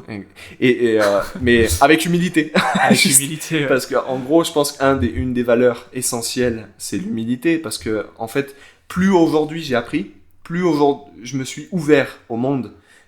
Mon monde, encore une fois, on le répète, on en a parlé au début, était fermé, était petit, et je me suis ouvert au fur et à mesure, plus je me suis rendu compte qu'en fait, je ne connaissais pas grand-chose. Ouais. Et plus j'apprends, plus je me dis qu'il me reste à apprendre. Ouais. Et je pense que ça, c'est l'humilité dans l'état d'esprit d'évolution, c'est une des bases, un des fondamentaux. Et oui, en effet, aujourd'hui, on met dans des cases, on structure, toi, alors tu penses qu'en ça, t'es écologiste, toi, tu penses qu'en ça, t'es de gauche, t'es de droite. On met dans les cases, parce que c'est facile, parce que ça permet rapidement de se faire un avis sur la personne, et de se dire, mais elle est comme ça. Et en fait, je pense que D'ailleurs, moi, je t'ai mis écolo direct. Voilà, t'as tout compris. On peut reprendre le podcast depuis le début. On commence. Je crois que je me suis planté sur le message que je voulais passer. Mais tu vois, donc déjà l'humilité, pour moi, c'est essentiel. Je vais être aussi l'équanimité. Je sais pas ce que tu sais. L'équanimité. Équanime ? Non. Équanimé. En fait, ça, c'est une notion qui revient beaucoup dans le bouddhisme et dans le stoïcisme.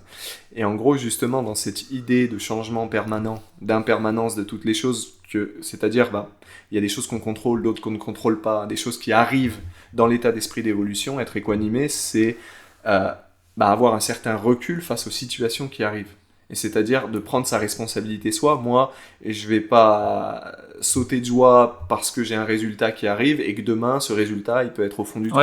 Je vais adapter une certaine posture de me détacher un petit peu de ces hauts et des bas pour trouver un certain équilibre entre ces hauts et des bas. D'accord. Et une définition du bonheur pour le bouddhisme, par exemple, c'est cet état. C'est cet état d'équanimité. D'accord. Parce que le véritable bonheur pour eux, selon eux, c'est dans cet état équanimé où tu vas pas craving for pleasure. Ouais, ok. Mais tu vas... Et après, parce que tu sais que quand t'es au top, ça peut être en bas. Tu les vois un peu, les bouddhistes, ils sont ça veut pas dire... Voilà. Ils sont pas en train de sauter de joie, exactement. Mais ils sont bien, quoi. Ils sont bien. Et en fait, ça, l'équanimité, je pense que Viktor Frankl l'a trouvé, tu vois. Ça veut pas dire, encore une fois, c'est à pondérer, c'est à nuancer. Ça veut pas dire mets-toi moine et médite toute la journée, mais peut-être l'adapter à la société moderne où il manque cruellement de nuances et justement de trouver une harmonie. Encore une fois, l'harmonie avec la nature, peut-être retrouver cette harmonie des choses, du vivant, du cycle du vivant, plutôt que, regarde la nature, normalement, la nature, elle crée, et elle détruit, et elle recycle pour recréer. Et cette harmonie, c'est l'harmonie du vivant qui a fonctionné depuis des milliards d'années, et aujourd'hui, peut-être que nous, on crée des déchets, et les déchets s'accumulent. Peut-être retrouver cette harmonie du cycle du vivant, ça, c'est une autre réponse. Et après, voilà, Moi, je suis à fond dans ce que tu dis. J'ai perdu le fil de ma pensée, mais d'harmonie. Et de ce que tu disais aussi avec Viktor Frankl, qui a connu les camps pendant la guerre avec l'Allemagne, qui a survécu à ça. Et si je me souviens bien, lui, il parle de la logothérapie. Oui. Logos, c'est le sens. Oui. Et moi, je me suis vachement inspiré de ça. Pour le podcast, il s'appelle Trouver sa place. Pour moi, c'est vraiment hyper intéressant cette philosophie de dire quoi que tu aies pu vivre, tu peux toujours y donner un sens dans tes actions qui te mettent à ta bonne place et qui t'harmonisent avec l'environnement que tu choisis. Et du coup, je vois ce que tu veux dire avec j'ai perdu le nom. Équanimité. Je vois, pour moi, c'est ça vraiment ce vers quoi on devrait tendre, c'est l'harmonie avec tout. Exactement. Ton entourage, ton environnement. Et perdre ces pics de... c'est des explosions de colère. C'est difficile. Mais encore une fois, c'est loin d'être le chemin, c'est pas le plus facile. C'est pour ça que cet état d'esprit, par exemple, tu le cultives tous les jours. C'est un muscle que tu viens entraîner, Je peux te dire que je reviens de loin. Et je reviens de loin et je sais que j'ai encore beaucoup de chemin, mais j'ai envie d'y aller parce qu'aujourd'hui, mon sens que j'ai trouvé, c'est derrière tout ça aussi, c'est de se dire déjà, on est là pour quelque chose, pour apprendre, pour grandir pour moi de toutes les expériences qu'on a à vivre ici, de transformer. Alors, une autre notion qui est hyper importante pour moi, c'est la transformation. La transformation, on est là en fait pour... Victor Hugo disait, naît-on deux fois ? Il disait oui, on est une fois à sa naissance et on est une autre fois à l'amour. Pour moi, il y a... l'amour ? À l'amour. Et pour moi, c'est une notion aussi, une valeur de bienveillance. Moi je comprends pas. On est à l'amour, c'est-à-dire quoi ? Et ça, tu verras la vidéo que j'ai faite, qui va sortir bientôt, qui est intéressante, sur le storytelling, l'histoire. Tu vas voir le chemin du héros. Okay. Le chemin du héros, c'est un peu le camino del despertar, c'est le chemin du réveil un petit peu, où on vient se réveiller. Moi, c'est mon chemin, entre guillemets. À un moment, j'étais dormant, je savais pas pourquoi je faisais les choses, et à un moment, je me suis demandé pourquoi je faisais les choses, et j'y ai trouvé un sens, et c'est comme si j'ai découvert autre chose, et j'ai commencé à voir la réalité qui m'entourait sous une autre version, parce que en fait, ce travail que tu fais à l'intérieur, cette introspection, change ta réalité à l'extérieur, et fait que, on peut pas donner de l'amour aux autres si on ne s'en donne pas à soi-même. Et en fait, c'est pour ça que c'est, pour moi, hyper inspirant, intéressant ce que Victor Hugo disait, parce que pour moi, on est à une seconde naissance, entre guillemets, spirituelle, dans le sens où on renaît sous une autre façon de voir les choses, on transforme, en fait, ce pourquoi on a été, à un moment, inculqué, qui nous a permis de grandir, mais à un moment, il faut trouver sa propre voie, tu vois, et à travers les expériences, à travers un état d'esprit, ça nous permet de renaître d'une autre manière, et je pense que l'amour, c'est pas pour rien que c'est une des plus grandes valeurs qui a été depuis tout temps un dénominateur commun entre les hommes et entre les spiritualités, les philosophies, les religions. Je crois qu'on parle d'amour depuis pas très longtemps, si. Le christianisme, le bouddhisme, chez les Grecs. En fait, ça a été... Non, mais j'y étais pas. Moi, je pensais à amoureux avec Non, je pensais à l'amour en couple, tu vois. Mais l'amour, c'est plutôt au sens global, l'amour entre les hommes, l'amour entre l'amour inconditionnel, en gros, comme l'acceptation, en fait. Tu trouves c'est bien l'amour inconditionnel? Mais encore une fois, il faut déconstruire beaucoup de choses sur ce qu'on entend, parce que tu vois, on a beaucoup de préjugés en se disant, oula, qu'est-ce que c'est que l'amour inconditionnel, tu vois, c'est. Mais pour moi, c'est ce qui est le plus beau, et c'est ce pourquoi on se réveille chaque matin. C'est-à-dire qu'on cherche tous des moments d'amour avec les siens, avec ses proches, avec ses amis. On attend tous de recevoir l'amour, et généralement, on attend tous de s'en donner à soi-même, mais on ne sait pas comment l'utiliser, on ne sait pas comment en recevoir, comment en donner. Et en fait, tout ça, c'est un chemin d'apprentissage, c'est un chemin de découverte de soi, c'est un chemin d'amour. C'est beau, c'est la magie de la vie, tu vois. Et c'est là où moi, je sais que je suis allé et j'ai été porté aussi par cette profonde réflexion que j'ai eue à travers les livres et à travers l'expérience que j'ai faite. Et c'est quelque chose que j'ai envie de découvrir.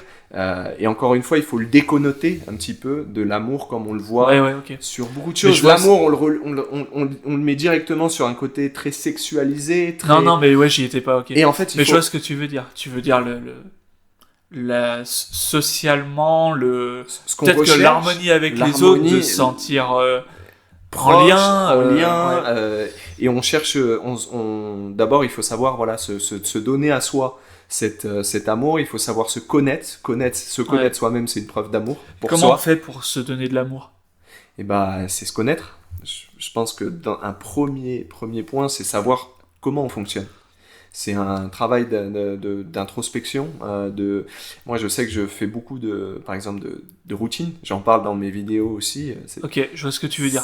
Pour moi, je suis pas à l'aise encore d'en parler de ce mot amour. Est-ce que c'est la confiance en soi aussi un peu qui émane de ça, l'amour qu'on se donne? Mais bien sûr. L'estime. La confiance en soi, c'est qu'on ne laisse pas les autres décider à sa place de la valeur que l'on a à soi-même. D'accord. J'ai de la valeur, j'ai de l'amour pour moi, je sais ce que je vaux.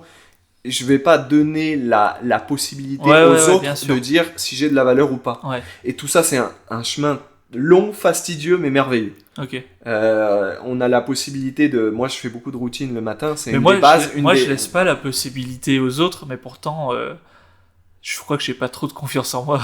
Tu vois, franchement, je suis assez imperméable. Ouais. Tu sais, j'ai une amie youtubeuse qui, ses commentaires, ça la rend dingue, tu vois, quand... on critique son travail, moi franchement ça me régale presque. Enfin tu vois, je me dis c'est pas... Pourtant je crois que j'ai pas du tout confiance en moi sur plein de trucs. Intéressant, ça me fait penser à un podcast d'Oussama Hamar, tu sais, qui est entrepreneur et qui interroge. Alors lui pour le coup il a la confiance en soi. Lui, c'est une personne mine de rien inspirante dans certaines choses parce que voilà, il a réussi à faire sa place. Lui, je crois que je sais son secret de la confiance. Il en parle dans un de ses podcasts où il raconte que un jour il était à l'école et il a la mère d'un de ses camarades qui l'a descendu devant tout le monde. Mais vraiment, et puis lui il a disjoncté, il se demandait ce qu'elle faisait. Tu sais, il disait mais qu'est-ce que c'est? Parce que lui, en fait, il a une mère qui lui a toujours soutenu dans tout, qui lui a toujours dit t'es le plus beau, mon fils, comme il dit, je crois. Et si tu veux, il a toujours eu ce cocon qui l'a rassuré quand il était petit. Et j'ai l'impression que ça se joue pas mal dans tes premières années, peut-être. Enfin, je me demande si Oussama, parce qu'en plus, lui, il a eu une affaire. Je pense qu'il est un peu escroc quand même. Parce que moi, j'ai écouté ses ex-associés. Alors en gros, pour ceux qui connaissent pas Oussama Hamar, c'était Monsieur Startup. En gros, ils ont fondé un incubateur de startup. Alors ils se désignaient pas comme tel, mais c'est une boîte qui s'appelait The Family, qui a fait beaucoup dans l'environnement startup français. Et lui, c'était un peu la tête de gondole. Et il est parti avec 3 millions qui étaient pas les siens. En gros, il a fait des détournements de fonds. Enfin, il a été accusé de ça, il a été déclaré coupable de ça. En l'occurrence, moi, j'ai aucune connaissance, j'ai juste vu un podcast et je me suis dit, tiens, c'est intéressant sur certaines choses.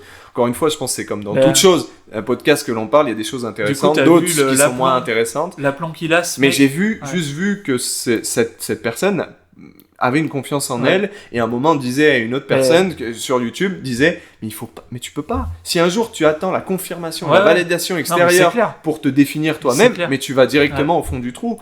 Tu vas et je pense et puis tu laisses aux autres la capacité de t'atteindre. Et c'est dur parce que c'est en permanence t'apprends et t'essayes. Pour le coup, c'est pas juste des paroles, parce que quand il y a eu cette affaire, il s'est retrouvé banni de tout son environnement. Donc si tu veux, lui, tous ses amis, c'était en plus ça s'appelait The Family, le truc, leur boîte. C'est genre, c'est la famille, tu vois. Ils passaient leur vie, ils passaient... Et du jour au lendemain, c'était le mouton noir du truc. Après, à raison, hein. Moi je pense que ça a raison. Parce qu'il s'est servi... En fait, après, c'est le mec, tu vois, je pense que c'est un peu le problème des gens où on leur dit, t'es le meilleur mon fils, t'auras droit à tout. Le mec, il dit, il apportait plus, il a dit, je me sers. Pour moi, c'est ça l'histoire. En gros, tu vois, c'est vrai qu'il apportait beaucoup. C'était celui qui rapportait toutes les affaires. Mais ça veut pas dire que t'as le droit de te servir dans la caisse. Bien sûr. Et même si tu mérites, tu dois en parler à tes associés, dire, j'apporte plus d'argent, je veux plus d'argent, tu vois. Et lui, il n'y a pas une nuance. Lui, non, il s'est servi, il a dit, c'est pas grave, je vais rapporter des affaires, je m'en fous. Et bref. Mais pour le coup, tu vois, c'est vraiment le mec qui a quand même réussi à repartir. Moi, je te jure, il m'arrive 1/10 de ce qui lui est arrivé. Il a eu ses comptes tout gelés, t'imagines, plus le droit de retirer ton argent, tu peux plus payer tes avocats. Pour te relever de ça. Et je crois que c'est toujours compliqué. Hein. Et quand tu vois les histoires de, encore une fois, Viktor Frankl, le mec, il a réussi à non pas relever, mais se transformer par rapport à l'expérience qu'il a reçue. Je veux dire que c'est inspirant à un point et tu te dis comment ils font, ils sont surhommes. Et en fait, c'est là où c'est intéressant, c'est que dans un sens, non, c'est juste qu'ils ont trouvé le sens derrière des choses, tu vois, et que pour moi, tu me disais comment se donner justement cet amour que tu peux, tous les jours, en fait, c'est cultiver justement encore une fois, l'état d'esprit il est dur à définir parce que d'évolution, vraiment... parce que c'est global, c'est que tu te c'est pas corrélé avec ce qui se passe dans la vie, c'est vraiment un travail sur toi. C'est un travail c'est corrélé. C'est corrélé avec ce qui se passe dans la vie. C'est très expérientiel.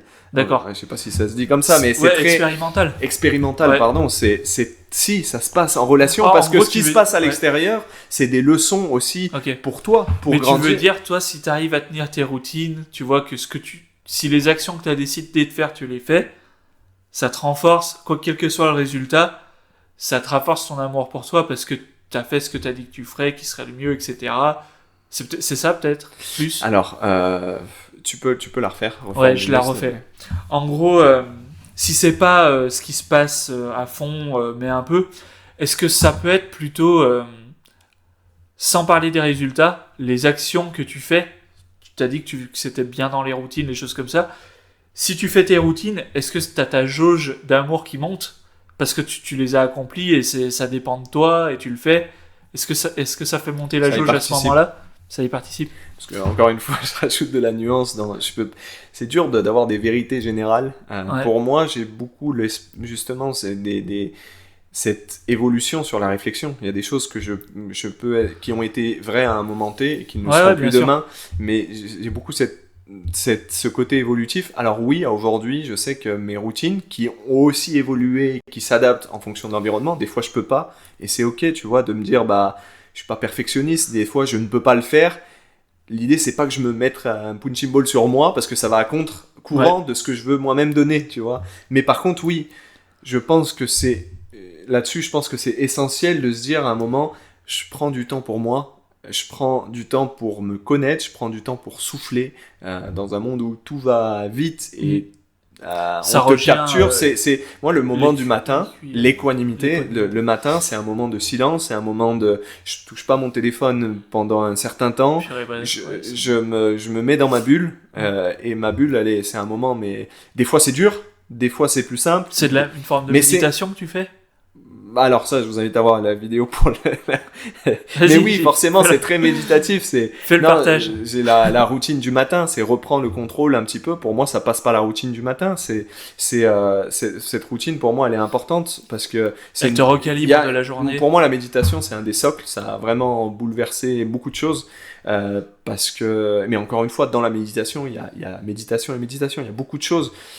Et c'est tester, c'est pratiquer, c'est voir un peu ce qui correspond à chacun, mais moi la méditation c'est quelque chose qui est hyper importante, le sport c'est quelque chose qui est hyper important, c'est me donner des moments pour moi, de l'amour pour moi, de ce que j'ai, et je sais que ça, après je peux le partager en fait. Et du coup Alex, quel conseil tu donnerais à quelqu'un qui nous regarde? Alors là j'avais marqué pour partir à l'aventure, mais... Quelle aventure? Déjà choisir peut-être dans quelle aventure on veut se lancer. Ouais. Moi, j'aime bien une citation de Joseph Campbell. Je l'ai en anglais, je la fais en anglais. C'est qui Joseph Campbell, c'est un des experts.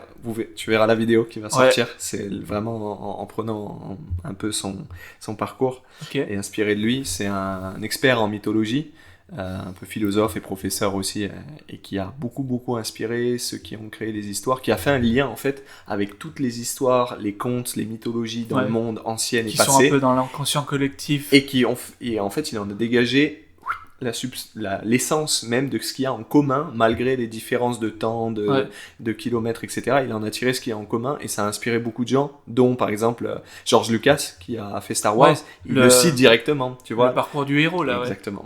Ça va être un peu le cas de la vidéo, la prochaine vidéo.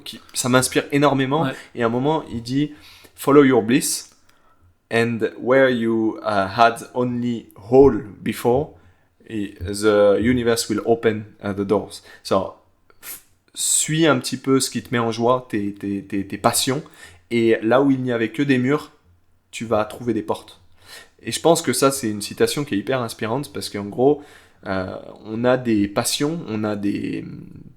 Alors, intuition, c'est un mot que je sais pas encore définir, mais je pense que je le mets bien sous le passion, sur ce qui nous a toujours passionnés étant petit. Ce qui t'attire. Ce qui t'attire. Et c'est là où c'est intéressant de faire une rétrospective quand on était petit, parce que je pense qu'on n'a pas de filtre, et c'est très clair un petit peu ce qui nous a passionnés quand on était petit. Et c'est ouvrir, en fait, cette porte. Moi, j'ai du mal. C'est dur de revenir, petit.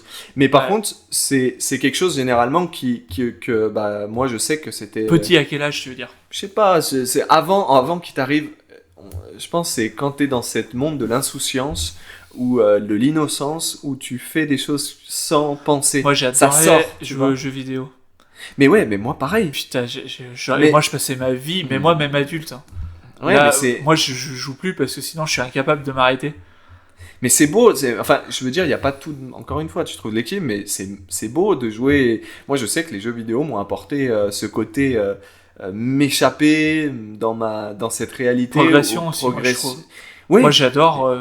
d'évolution. Faire des trucs. Tu sais, tu lances le podcast, tu montes des épides, des vidéos YouTube, tu vois ton truc, ça monte. C'est résoudre des problèmes. Ça, c'est The Art Not Give a Fuck du livre L'art subtil de n'avoir rien à foutre. Il dit une des solutions aussi, c'est de résoudre des problèmes.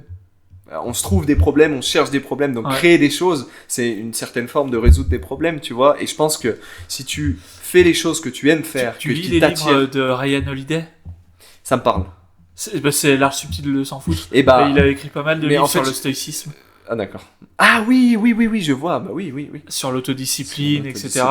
C'est intéressant. Est-ce que tu lis Robert Greene? C'était son mentor. Ah ouais? Non, je lis pas. Ah, ça c'est mon auteur préféré. Yes. Qui a écrit, mais là du coup c'est un peu plus dark. Ce qu'il a fait connaître, c'est Power, les 48 lois du pouvoir.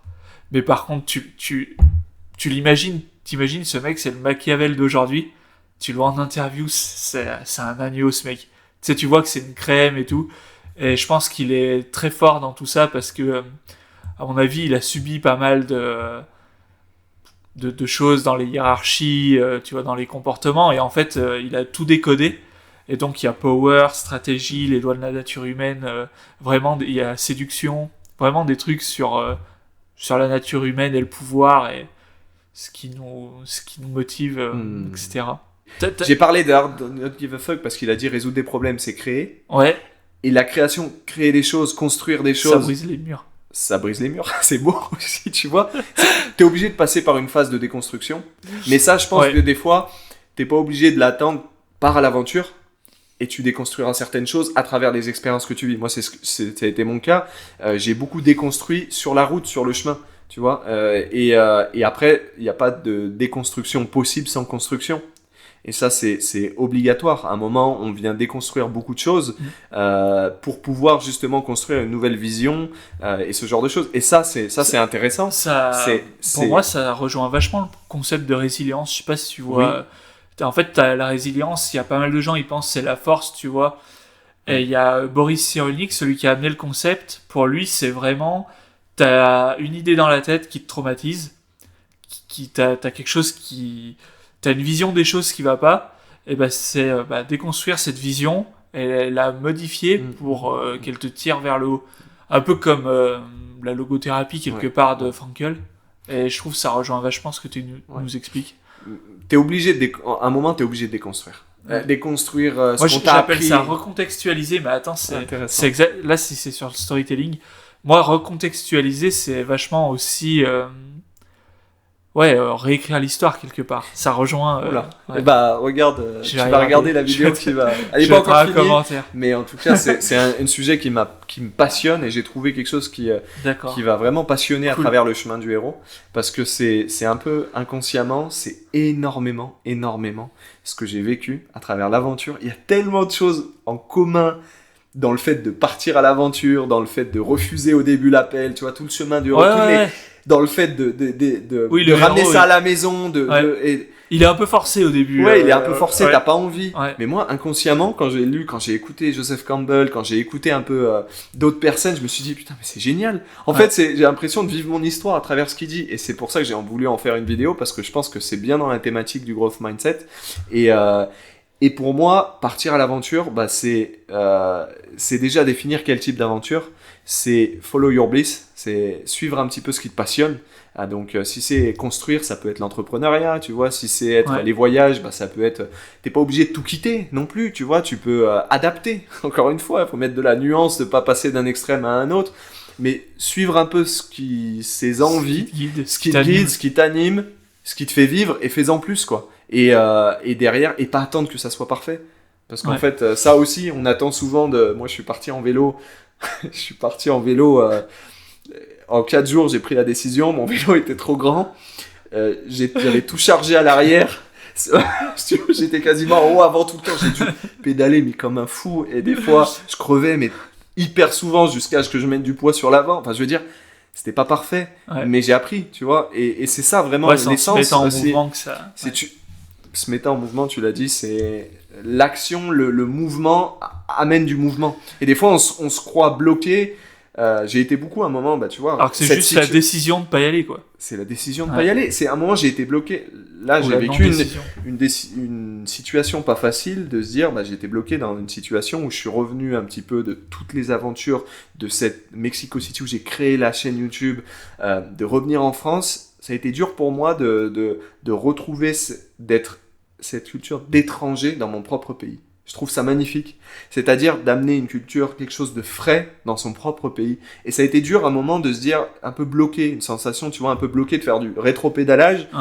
Mais en fait, prendre des petites décisions, y aller, et puis faire des erreurs, mais encore une fois, tu vois, se remettre en mouvement, c'est une clé. Ok. Donc allez-y. Je sais pas ce que vous allez... Quelle aventure, mais allez-y. Bon, nous les amis, il va falloir qu'on parte à l'aventure d'ici peu. Ça va être une belle aventure. Alex, avant, est-ce que tu aurais un sujet spécifique dont on aurait oublié de parler ? Je pense qu'on a fait déjà bien le tour de pas mal de sujets. Juste le petit dernier mot pour la fin sur cet optimisme réaliste. Le fait d'avoir de l'espoir. Je pense que la vie, c'est l'espoir dans un sens. Donc, malgré la morosité ambiante, etc., c'est ne pas oublier de prendre un peu ce recul, de voir la chance que l'on a et de se dire il faut se battre, il faut se battre pour ses valeurs, pour ce que l'on croit. Et chaque expérience que la vie nous donne à vivre, et juste apprendre apprendre de tout ça, y aller et la vivre à fond en fait dans un sens, tu vois. Des fois c'est beau à dire et c'est plus dur à faire clairement, mais je pense que ça s'apprend et voilà, il faut pas perdre espoir. Ça c'est un des points. Merci beaucoup Alex. Avec T'as plaisir. été un super invité. Bisous à tous.